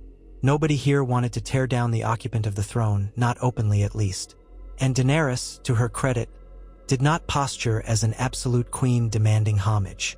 She deferred to counsel and often asked direct questions of each lord or lady in turn, seeking solutions that might benefit all. Cersei could not help but note the skillful balancing act. Daenerys was no fool. She kept her power visible, unsullied stood guard, and talk of dragons was never far, but she also extended genuine attempts at consensus. Morning wore into afternoon. Various lords spoke. A young Tarly, the cousin of Samwell Tarly, described how the fields of the Reach had recovered from the ravages inflicted by the last wars. Arya Stark made a brief appearance, though she was not one for councils.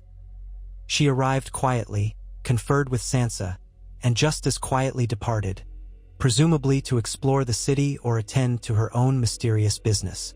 Dorne's representative, a sandy-haired woman claiming distant kinship to the Martells, requested clearer trade routes for Dornish wine. The Iron Islands envoy demanded more autonomy for their ships to sail and plunder in Essos, a demand that drew some sharp questions about exactly where they meant to plunder. Cersei felt her mind drifting at times, but she remained outwardly alert.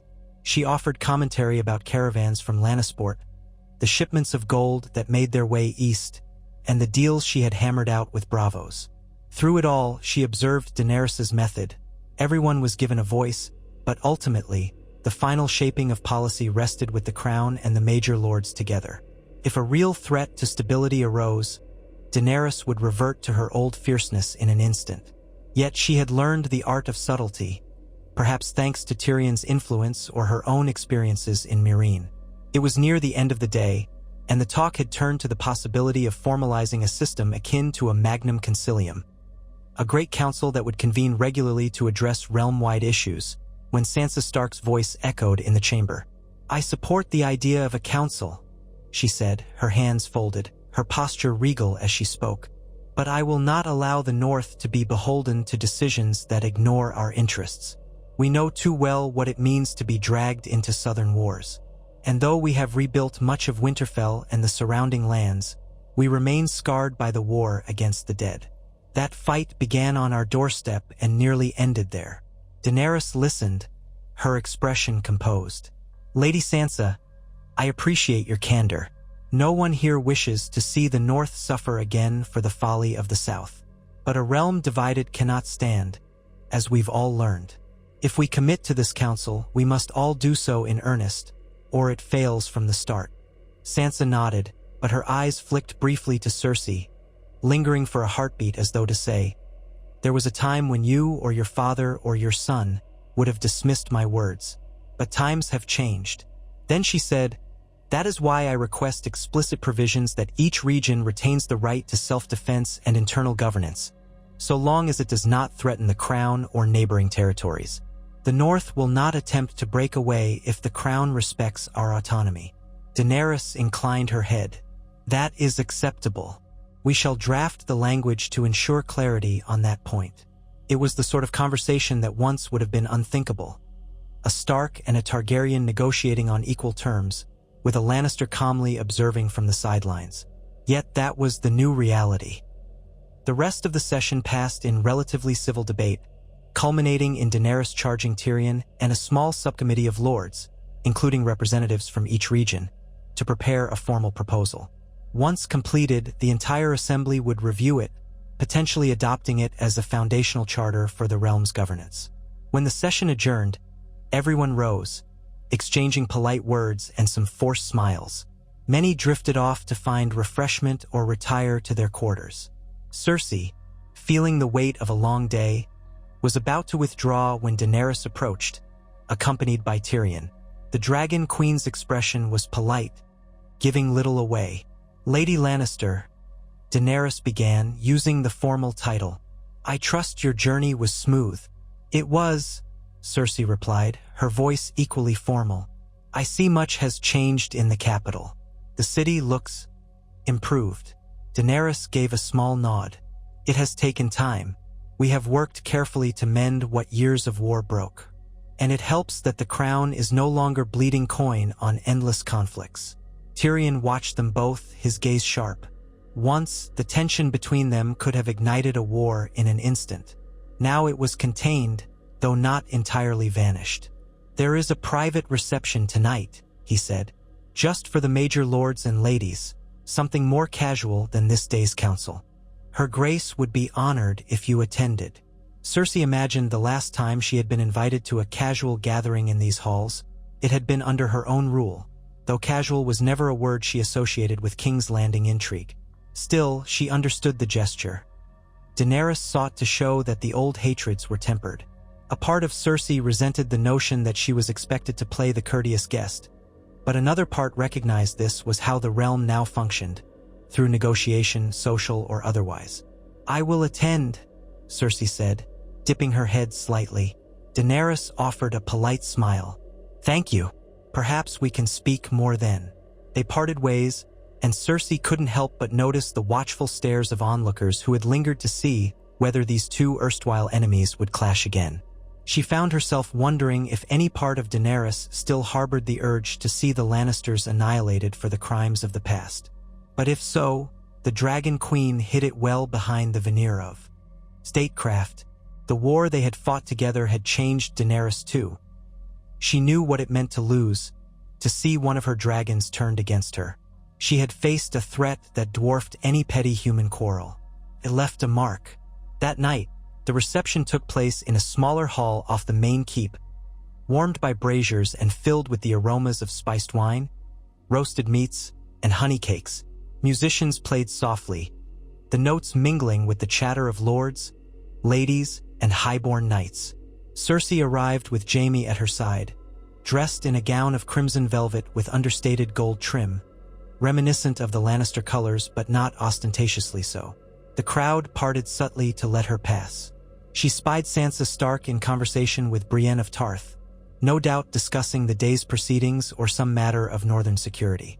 Nearby, Gendry Baratheon, legitimized by royal decree some years back, spoke with Davos Seaworth, the pair gesturing animatedly about new trade ships. It was a bizarre mixture of figures from all corners of her past, forming a tapestry she scarcely recognized. "Fancy seeing you here," drawled a voice from behind. Cersei turned to find Bronn, the Sellsword turned lord who had hovered around the edges of Lannister power for years. He wore finery in a gaudy display, as if to emphasize how far he had come from being a lowly cutthroat. The grin he offered was irreverent as ever. "Lord Bronn," she greeted coolly. He'd been granted a castle and lands in the Reach after the wars, once Tyrion maneuvered for it. Cersei had always found his presence mildly irritating, if occasionally useful. "Enjoying the capital? As much as a man can enjoy any place that doesn't have whores as good as they do in Highgarden," he said with a smirk, then added, "But it beats freezing my balls off in the north, which I've had quite enough of." Jaime gave a half-smile. "Good to see you haven't changed, Bronn." The Sellsword eyed Jaime's golden hand. "And you haven't grown that back, I see. Too bad. We could use your swordsmanship in the tournaments." Cersei felt the old pang at the casual reference to Jaime's lost hand, but she let it pass. "We're here on business," she said curtly. "The realm's future, if you haven't heard." Bronn laughed, raising his goblet in a mock salute. "Cheers to that. Anyway, I'll leave you to your lofty company. Just wanted to say I'm still breathing. Not that any of you ever asked." With that, he ambled away, presumably to find better entertainment. Jaime shook his head. "I sometimes wonder if giving him lands and a title was wise." "He's harmless enough so long as he's paid," Cersei said. "And in this new order, money is the best weapon to keep men like him loyal." They made their way further into the hall, pausing to exchange pleasantries with the newly designated Lord Royce of the Vale. Cersei caught sight of Tyrion in the corner, sipping wine and speaking quietly with Daenerys, who wore a deep blue gown that accentuated her silver-gold hair. The queen's expression was thoughtful, as if analyzing every word from her hand. Then Tyrion noticed Cersei and motioned them over. "Sister," he said, inclining his head in the vaguely courteous way he had adopted. Her Grace was just remarking on the improvements in the Westerland's economy. Cersei curtsied, though it was more a dip of her head than a full gesture. "Your Grace, yes, we've endeavored to modernize many of our mining and minting practices. The forges at Casterly Rock produce coin faster now, and with less waste." Daenerys nodded. "I hear it's made trade easier across the realm. Uniform coinage, always a challenge in such a large kingdom." Tyrion raised his goblet. "We owe a portion of that success to Gendry's efforts in standardizing measurements. You might recall he started as a smith in Flea Bottom." Jaime chimed in. "I do remember. He had a knack for forging. I suppose that knack extended to forging new ideas." Daenerys offered a small smile that did not quite reach her eyes. "It seems we all have parts to play in building this new realm." She let that statement hang for a moment. "I'm glad you could come tonight, Lady Lannister. We have not spoken privately in some time." Cersei tilted her head. "We have spoken as much as needed in letters, Your Grace." Indeed, there was a note of diplomatic coolness in Daenerys's tone, though not outright hostility. "Still, there is value in meeting face to face. I had hoped we might discuss the matter of the Crown's support for certain ongoing projects. Road building, for instance, or harbor expansions on the West Coast." "Of course," Cersei replied, clasping her hands. "We have the gold, and I'm open to negotiation. We can talk details at a more convenient time." Daenerys's lips curved. "Very well. Enjoy the evening, all of you." With that, she excused herself, drifting into the swirl of courtiers who sought her attention. Tyrion lingered, swirling his wine. For a moment, it seemed he was about to say something. Then he simply gave Cersei a slight nod and followed his queen. Cersei exhaled, feeling the tension that always accompanied these encounters. She glanced at Jaime, who shrugged as if to say, "This is how it is now." They separated briefly. Jaime went to speak with old comrades, while Cersei circled the room, exchanging a few words with various lords. She found herself cornered by a slender man with dark curls who introduced himself as Darren Mallister, an emissary from Seaguard in the Riverlands. He prattled on about shipping levies for nearly 10 minutes before she managed to extricate herself by feigning the need for another drink. Eventually, she drifted to a quieter alcove, away from the thickest throng. Sansa Stark stood there, gazing out a narrow window slit. The younger woman's red hair was coiled atop her head, a style reminiscent of Catelyn Tully, though her expression was cooler, more measured, an expression shaped by hardships both known and rumored. Cersei approached, feeling the mild awkwardness of years past. She recalled Sansa's time in King's Landing, betrothed to Joffrey, a frightened girl amidst Lannister intrigues. "Lady Stark," Cersei greeted. Sansa turned, her eyes calm, betraying no immediate rancor. "Lady Lannister." They regarded each other for a long moment. Once, the power dynamic would have been reversed, Cersei the queen, Sansa the frightened hostage.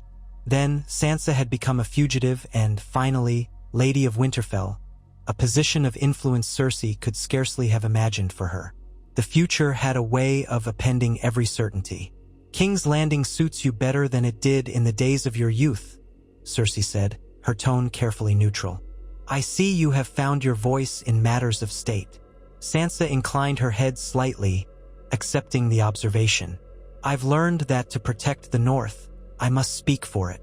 And sometimes that means standing my ground against powerful figures. The realm is large, but we in the North won't see ourselves overshadowed again."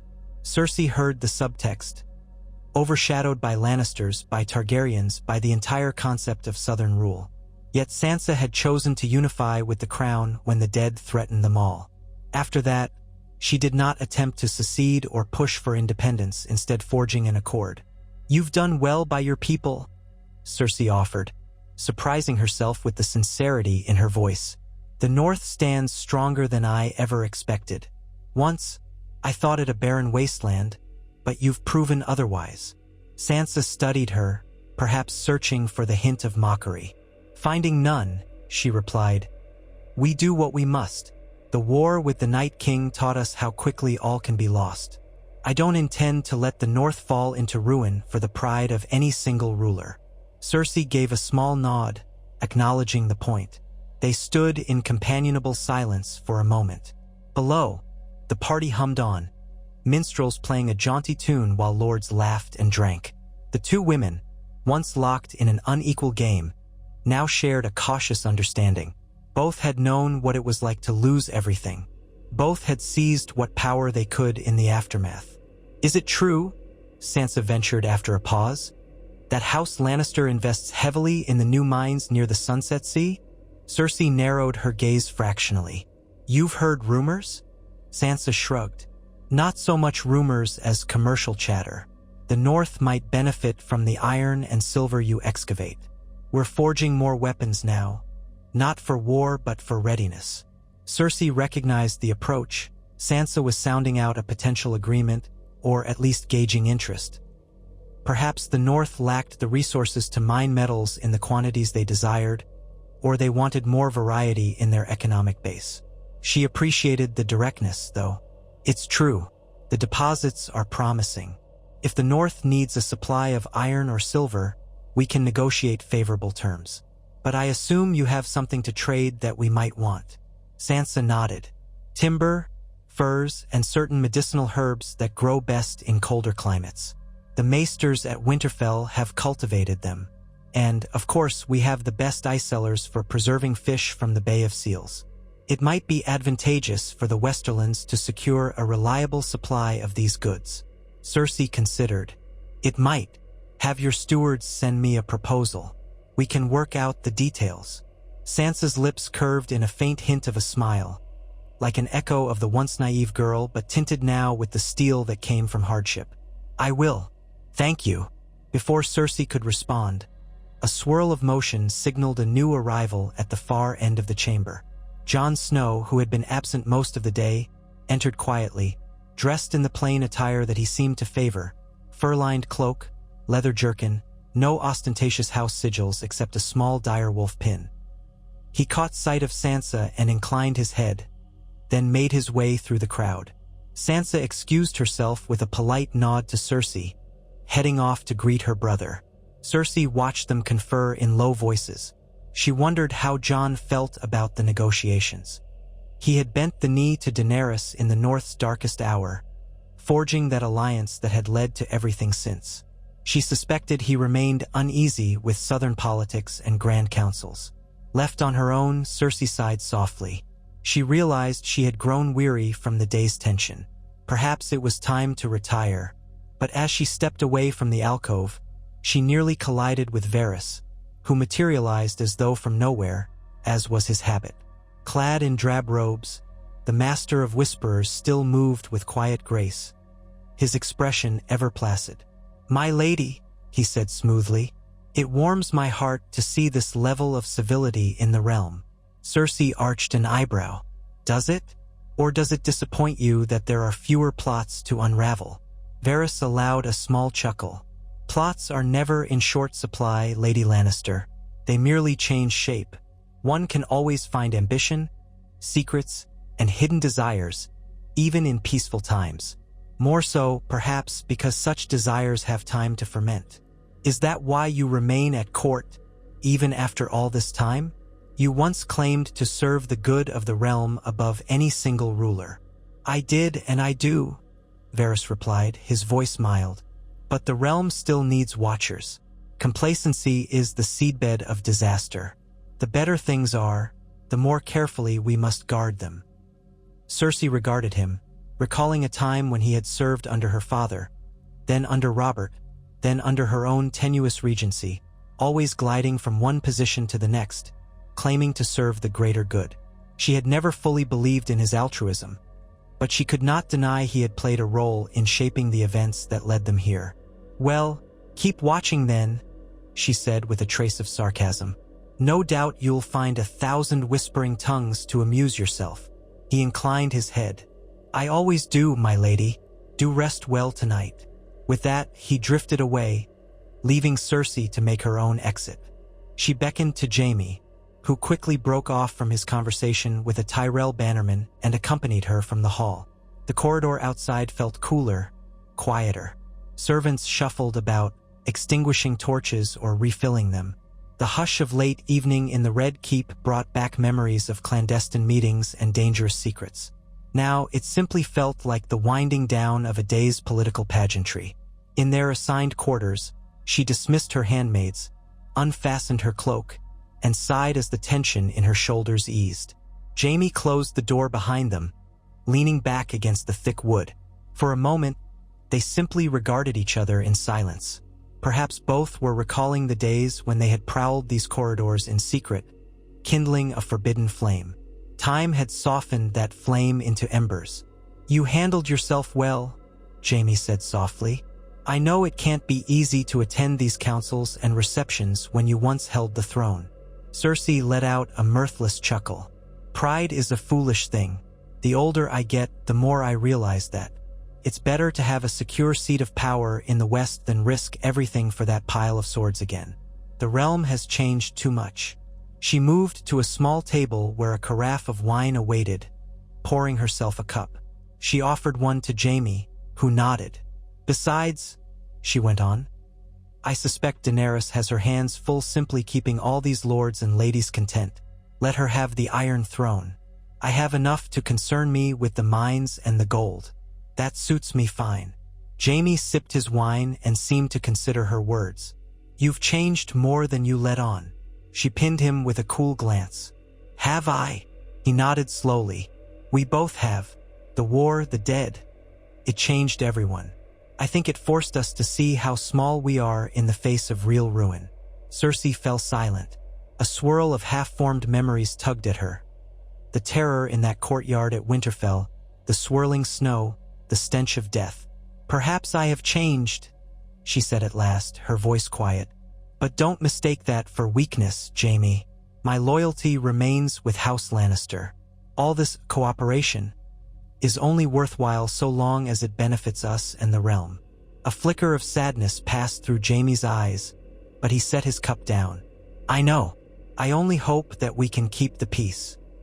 "We will," Cersei said, and she resolved to believe it. For even with the realm in relative harmony, She could sense the undercurrents. Ambitions never die, they merely transform. If Daenerys had children, or designated an heir from some branch of the Targaryen line, it might awaken old claims and enmities.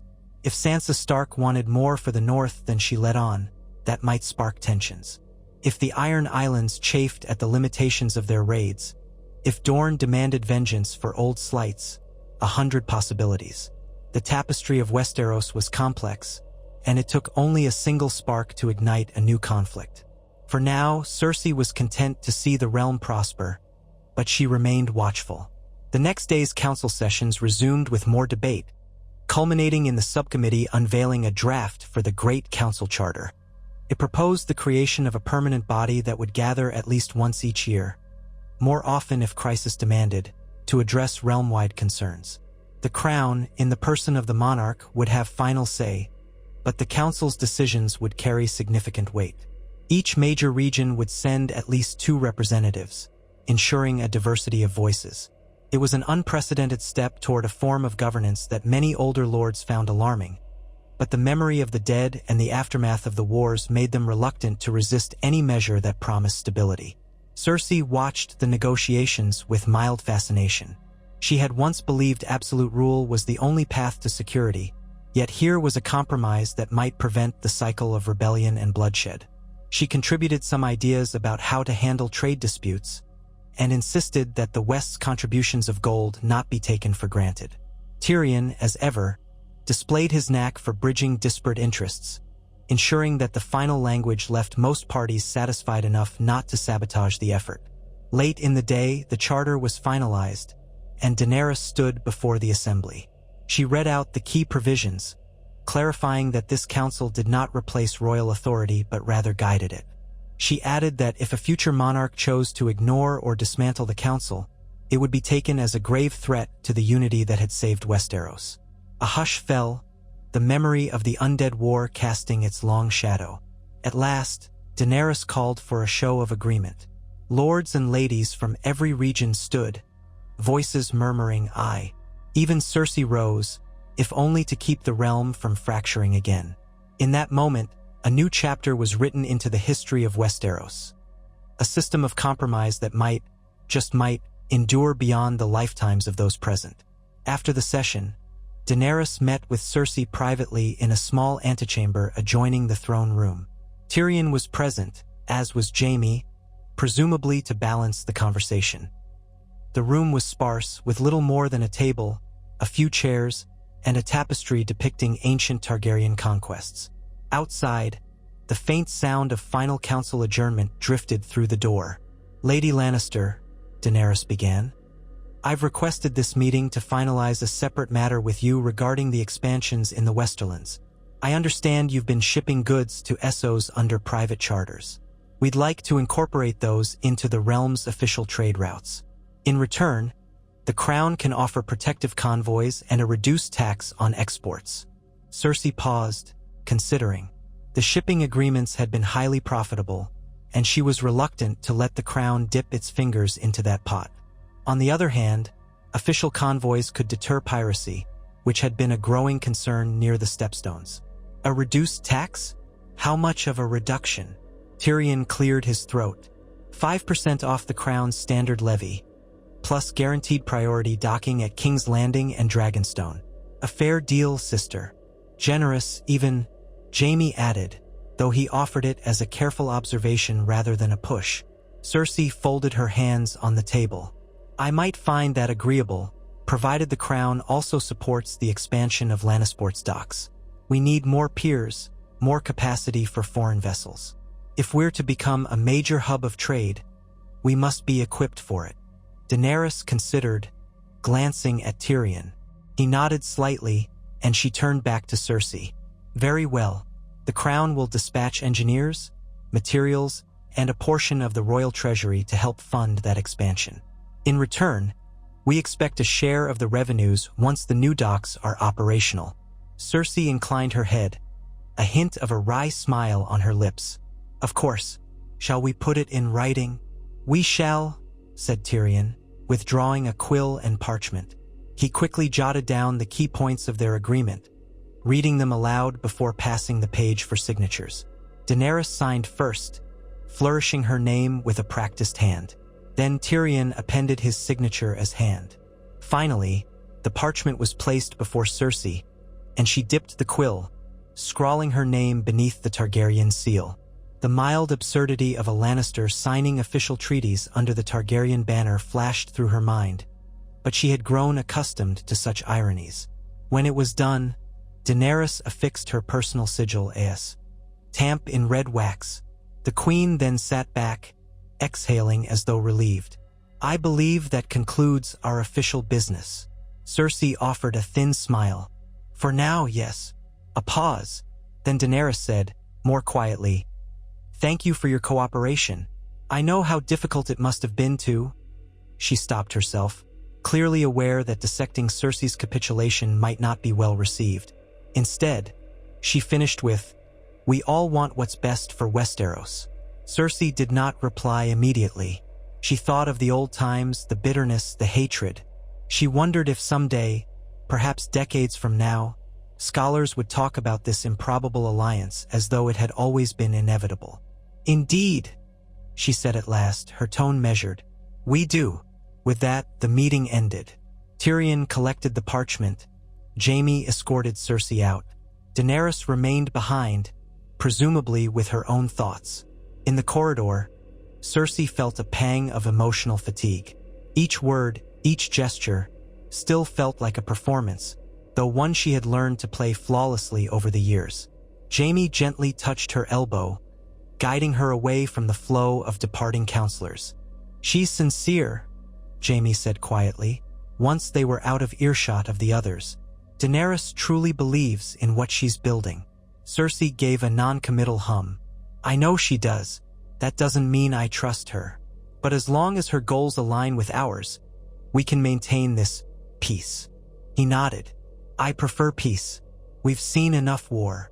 That night, she lay awake in the lavish bed provided for her in the Red Keep's guest chambers, gazing at the ceiling. Memories swirled, unstoppable. Joffrey's wedding feast, the wildfire that consumed the September, her father lying dead on the privy, Tommen's last moments, Myrcella lost in Dorne, the unstoppable tide of the undead. All had culminated in this improbable present, where she bartered trade agreements with the Targaryen queen who commanded dragons, and the realm seemed to hum with cautious prosperity. She felt neither regret nor contentment, simply a sense of weary acceptance.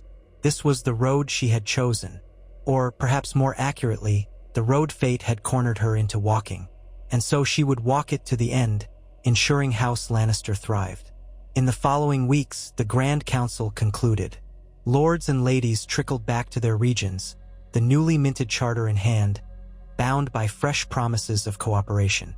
The capital grew quieter again, returning to its daily bustle of merchants, courtiers, and city folk.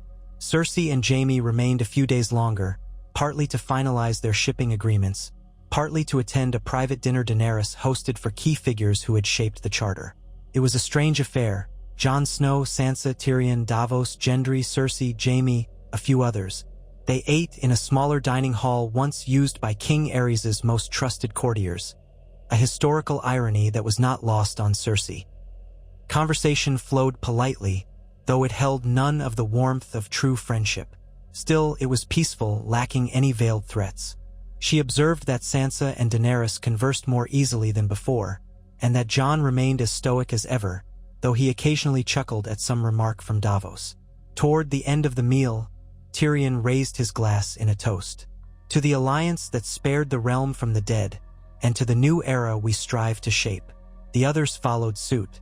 Cersei lifted her goblet, feeling the wine's warmth spread through her as she sipped. A new era indeed. One no poet or prophet could have predicted back when Tywin Lannister ruled from behind the scenes and Robert Baratheon drank himself to an early grave. One shaped by two women who had once been fated for a violent collision but instead joined forces in desperation, and discovered that survival required them to set aside grudges and crowns alike. Shortly after, Cersei and Jaime departed King's Landing, traveling back along the Gold Road toward the west. The land rolled by in gentle slopes, Small towns nestled amidst newly planted fields. The harvest looked promising. Wagons rumbled past them, laden with vegetables and grains bound for the capital.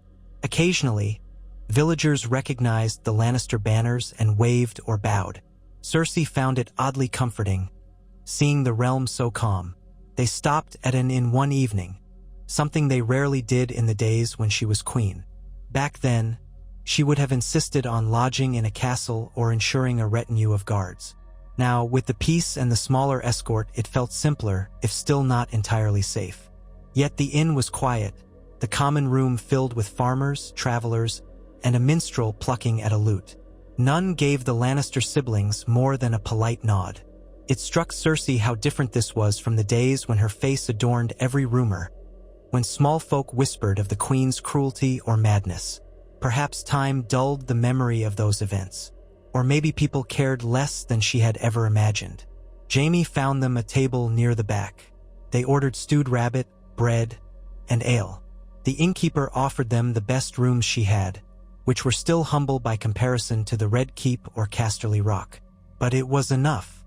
Cersei sat by the hearth, letting the warmth seep into her bones. She noticed a father with 2 small children by another table, likely local farmers stopping for a meal after selling produce. The children laughed and played, chasing each other around a post while the father tried to quiet them. Cersei watched them, recalling Tommen's wide-eyed innocence, Myrcella's gentle smile. She felt a pang, realizing once again how distant those memories were. Jaime rested his elbows on the table. "You're quiet tonight," he observed. She tore her gaze from the children. "Just thinking about what we gained, what we lost, how the realm endures, no matter who sits on the throne." He nodded, a faint flicker of understanding in his green eyes. "We do what we can to keep it that way."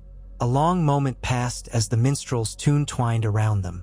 The inn smelled of roasting meat and spilled ale, a far cry from the perfumed corridors of the Red Keep. And yet there was a peace to it, a simplicity she had never allowed herself. Maybe this was what it meant to live in a realm no longer at war, moments of ordinary life, unthreatened by the ambitions of kings or the nightmares beyond the wall. The next morning, they continued their journey, crossing rivers and winding through hills, eventually sighting the imposing shape of Casterly Rock against the horizon. Home. Cersei realized she felt relief to see its familiar battlements, to know she had a stable seat of power that did not require her to outmaneuver 1,000 daggers in the dark. The rock was hers in a way the Iron Throne had never been, a birthright too often overshadowed by the Lannisters' hunger for influence in the capital. Weeks turned into months. The realm's new charter took effect, with each region dispatching representatives to a permanent council that would convene in King's Landing when needed and gather yearly for more comprehensive deliberations. Cersei corresponded with Tyrion regularly on matters of trade, finances, and the expansion of Lannisport's harbor. She saw the preliminary sketches for the docks, the new piers, the enhanced fortifications, reminders that despite her complicated history with her youngest brother, their cooperation brought tangible benefits. The Iron Islands tested the Crown's resolve by raiding a few small coastal villages in Essos, prompting Daenerys to dispatch a joint fleet with Lannister support to dissuade further predations. A brief skirmish ended in the Iron Islanders retreating. Balon Greyjoy was dead, long replaced by a lesser nephew who lacked the older man's cunning, so the threat was quickly subdued. In Dorne, new leadership stabilized the region enough to resume substantial trade of wine and spices, though pockets of resentment lingered over the deaths of the Martell family. Still, the Crown's consistent overtures of respect soothed most tensions. In the north, Sansa Stark and Jon Snow oversaw the reconstruction of castles once lost or ruined. The Night's Watch continued to man the wall, though the greatest threat was gone. The Watch remained as a guardian against whatever else might lurk beyond. Some said that wildlings had formed new settlements, living in peaceful cooperation with the North for the first time in history. The aftershocks of the undead invasion had, in many ways, redrawn lines that had seemed permanent. Season by season, the land healed. Crops flourished, trade routes expanded, gold flowed, roads improved. And still, the cogs of ambition turned in the background, for that was the nature of Westeros, never entirely free of intrigue. But compared to the cataclysms of the recent past, these intrigues were mild, contained by the unspoken understanding that they had come too close to losing everything once before. Occasionally, bards arrived at Casterly Rock, singing songs of the Great War that never fully came. They sang of the alliance between the Dragon Queen and the Lion Queen, of how two proud rulers set aside their feuds to face a foe that was neither living nor merciful. They embellished details, of course, weaving narratives of heroic stands and fiery speeches. In some tales, Cersei was cast as a villainess redeemed by the horrors she witnessed. In others, she was a cunning goddess of war who recognized the necessity of uniting with Daenerys. She listened to these songs with something like amusement, dismissing the bards once they had finished. Yet even as she dismissed them, she recalled the truth behind the stories, the desperate terror of that night at Winterfell, the grudging respect she had found for Daenerys in seeing her fight, the hidden sense of gratitude that, in forging an alliance, she had safeguarded her house, and possibly discovered a better path, even if it cost her the throne. And so the years rolled on. Daenerys continued to rule from King's Landing, assisted by Tyrion and the Great Council. Reports reached Cersei that the Queen was considering an heir, though she had not formally named one. Some said she might choose among her closest advisors' children, or that she might formally wed a noble from Essos or Westeros. Rumors abounded, but little was confirmed. Without dragons to fear, she still had Drogon and Rhaegal, but they were less often seen in the skies once peace settled. People found new topics to whisper about. Cersei aged, though she retained her commanding presence. She managed the Westerlands with a shrewdness that earned her grudging respect from many lords. Jaime remained at her side, sharing in the governance. He sometimes left to serve on crown missions, returning with news of the realm's progress. Each time, he reassured her that the alliance held firm, that Daenerys had no intention of undermining House Lannister as long as Cersei herself observed the peace. In time, Cersei began to realize that the nightmares of her youth, of losing everything, of seeing her children die, of being paraded in shame, had receded. Not gone, but softened, replaced by the humdrum labor of building roads, negotiating tariffs, maintaining alliances. She had once despised the idea of life as a mere caretaker, but now it felt like a triumph that she had something worth caring for at all. The worst had come and gone, and she had remained standing, even if she knelt in fealty to the Dragon Queen who now wore the crown. Then came a morning unlike any other. A raven arrived at Casterly Rock, bearing the royal seal. Jaime was out inspecting a new road project near Case, so she read it alone in her solar. The letter was from Tyrion. He wrote that Daenerys had taken ill suddenly, a fever that the maesters struggled to treat. They feared it might be life-threatening. The letter politely requested the presence of all major lords, including Lady Lannister, if they wished to pay final respects or ensure a smooth transition of power should the worst occur. Cersei stared at the parchment. A flurry of complicated emotions surged through her. The young Targaryen queen who had once seemed unstoppable, the mother of dragons, now lying ill in the Red Keep, her life in doubt? It was an unsettling reminder of mortality, and of how precarious the realm still was. If Daenerys died without naming an heir, the throne might be contested. Old claims could resurface. War could tear the realm apart again, and the fragile system of councils, treaties, and alliances that had held Westeros together might unravel overnight. She wasted no time. Summoning her attendants, she ordered preparations for an immediate journey to King's Landing. Ravens flew to recall Jaime from Case. Within 2 days, she departed with a sizable retinue, riding hard along the Gold Road. News traveled swiftly, and she saw other banners heading east as well. The Stag of Gendry Baratheon, the Sun and Spear of Dorne, the flayed man of the Boltons now replaced by the dire wolf of Stark, for the Boltons were long since extinguished. Everyone converged on the capital, uncertain of what they would find. King's Landing was tense upon her arrival. The gold cloaks stood at attention, their faces grim. Small folk crowded in the streets, murmuring prayers for the Queen's health. The Red Keep's gates were thrown open for the flood of highborn visitors. Within, the atmosphere felt hushed, as though everyone feared that a single noise might tip the balance between life and death. She was directed to her old chambers, though they had been refurbished in Targaryen colors. Tyrion met her in the corridor, looking haggard and pale. "How bad is it?" she asked, dispensing with formalities. "Bad," Tyrion admitted, his eyes heavy. "Fever, cough, weakness. The maesters say they haven't seen anything quite like it. Something that might have come from across the narrow sea." She journeyed there briefly to finalize a treaty with the free cities. It seems she brought back more than alliances. Cersei's throat tightened with a feeling she refused to label as pity. She remembered the unstoppable woman who had ridden dragons, who had faced down the Night King, who had forced Cersei to her knees. And now this? Is Jon Snow here? Tyrion nodded. He arrived yesterday. He and Ser Davos are at her bedside, along with Grey Worm and Missandei. We're trying everything. Even the Red Priests. Some remain in the city, though their powers aren't what they once were. Cersei nodded.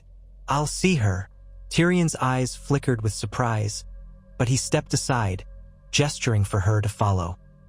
The corridors leading to the Queen's private chambers were guarded by Unsullied, who silently opened the door for them. Inside, the bedchamber was dim, lit by a few candles. Daenerys lay on a grand bed, her skin beaded with sweat. Grey Worm stood at the far end of the room, expression grim. Missandei dabbed Daenerys's brow with a cloth. Jon Snow stood to one side, arms folded, wearing an expression of helpless concern. A maester hovered near a table laden with potions and poultices. Cersei approached quietly, noticing how frail Daenerys looked. Her white gold hair clung to her forehead, her cheeks hollow, her breathing labored. This was a queen who had survived war, dragons, and the undead, yet not even she was immune to a contagion that recognized no titles. At Cersei's approach, Jon glanced up. A flicker of tension crossed his face but quickly subsided. There was no time for old resentments here. She's been drifting in and out, Jon said softly. Sometimes delirious, sometimes lucid. Cersei nodded, stepping closer to the bedside. Daenerys stirred, turning her head. Her eyes opened, a glaze of fever upon them, but recognition flickered. She tried to speak. Missandei gently placed a cup to the Queen's lips, but Daenerys only managed a few sips before sinking back. After a moment, her gaze locked on Cersei. She whispered, voice rasping, "You came." Cersei found her throat tight again. "Of course," she managed. "The realm needs you." Daenerys gave a weak smile that turned into a cough. "Perhaps it doesn't," she rasped when the cough subsided, voice barely above a whisper. "Perhaps it can stand without me." Jon shook his head firmly. "We'll stand, yes, but we'd prefer you stood with us." A pause. Daenerys turned her eyes to Cersei again.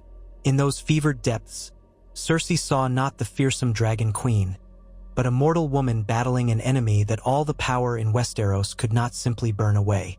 "If I die," Daenerys began, voice faltering, "you must keep them together. The realm. No more wars." Cersei swallowed. "We will do what must be done." She surprised herself by how softly the words came. She had once wished Daenerys dead. Now, the prospect of her actual death threatened to unravel everything they had built. Daenerys closed her eyes, exhaustion overtaking her. Missandei dabbed her brow again, tears shining in her own eyes. Jon reached for Daenerys's hand, pressing it gently. Tyrion exhaled. "We keep hoping the fever will break," he said quietly. "The maesters are trying every remedy known." A hush fell. Cersei stood there for a moment, feeling strangely out of place yet unable to turn away. Then she stepped back, allowing Jon and Missandei to tend to Daenerys without intrusion. She could sense the precariousness of the moment. If Daenerys lived, the realm would continue under her guidance. If she died, the question of succession would consume them. Jon Snow might have a claim, or some Targaryen distant cousin might. Or war might break out among the lords who saw an opportunity to seize power. The fragile alliance could crumble. She left the chamber, her mind spinning with possibilities. Tyrion followed, his face grim. He led her to a nearby sitting room where wine was laid out. They both took a cup, though neither seemed eager to drink. "She might still recover," Tyrion said, as though trying to convince himself as much as Cersei. "She might," Cersei agreed. A swirl of emotion rose within her, conflicting impulses. Part of her recognized that Daenerys' death could open the path for the Lannisters to assert more dominance, especially with no undisputed Targaryen heir. Another part of her, one that had grown through the years of tenuous cooperation, dreaded the chaos that would follow and the potential for the realm to fall back into carnage. Hadn't they narrowly escaped that fate already? Tyrion slumped into a chair. "I never expected this. After everything she survived." "No one is invincible," Cersei said softly, recalling the day she realized the same, when her children died one by one. "But we can't let the realm fall apart. If the worst happens, someone must maintain order." He looked up at her, brow furrowed. "We," she set her jaw. "Yes, we. I won't let House Lannister lose everything we've built. And I know you won't let the realm descend into another war." Tyrion nodded slowly, seeming relieved that, for once, they were aligned without subterfuge. "If she dies, we'll need a successor accepted by the Great Council. Jon, he has a claim, though I'm not sure he wants it." Cersei almost laughed. Jon Snow never wanted to be king in the North, yet he assumed that mantle. He never wanted the Iron Throne, yet the throne might fall into his lap if Daenerys dies. Fate has a way of ignoring our desires. Tyrion sighed, swirling his wine. "Let's hope we don't have to cross that bridge. The Queen is strong. She might yet survive." But she did not improve. Days stretched into a week, then longer, and Daenerys lingered in a fevered haze. The maesters whispered that her constitution was formidable, but the malady even more so. Cersei remained in King's Landing, as did many other lords. The city brimmed with tension. Crowded inns, rumors of prophecy, fear that the realm might lose its guiding star. Late one night, a frantic summons came. Daenerys' fever had broken. Cersei joined a stream of highborn who hurried to the Red Keep's royal wing, discovering the queen awake, weak but lucid. A wave of relief coursed through the corridors. Jon Snow looked as though a mountain had been lifted from his shoulders. Missandei wept tears of joy. Tyrion sank into a chair, covering his face with his hands. From the edge of the chamber, Cersei watched Daenerys blink in confusion at the crowd, eventually understanding that she had nearly died. The queen offered a faint, tremulous smile to those assembled.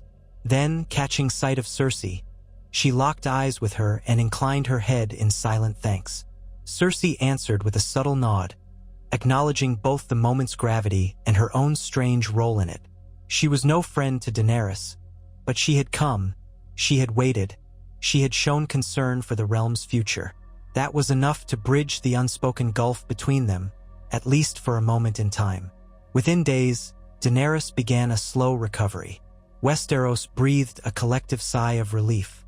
Word went out that the queen was convalescing, expected to resume her duties in due course. Meanwhile, the lords who had rushed to the capital made arrangements to depart, comforted by the knowledge that no succession crisis was imminent. In quiet corners of the Red Keep, lords and ladies spoke of how close they had come once again to a precipice that might have led to chaos. Some wondered if the realm's luck would ever run out. When Cersei prepared to leave, Tyrion visited her chambers, a sealed parchment in hand. "From her grace," he said simply, extending it. Cersei accepted and opened it. The letter contained a brief note in Daenerys' handwriting, thanking her for coming and for her continued dedication to the realm. There was also mention of future collaboration and a personal line at the end. "The day may come again when we must stand side by side, even if we do so uneasily." Cersei folded the parchment carefully. She glanced at Tyrion. "And what do you say to that?" He smiled thinly.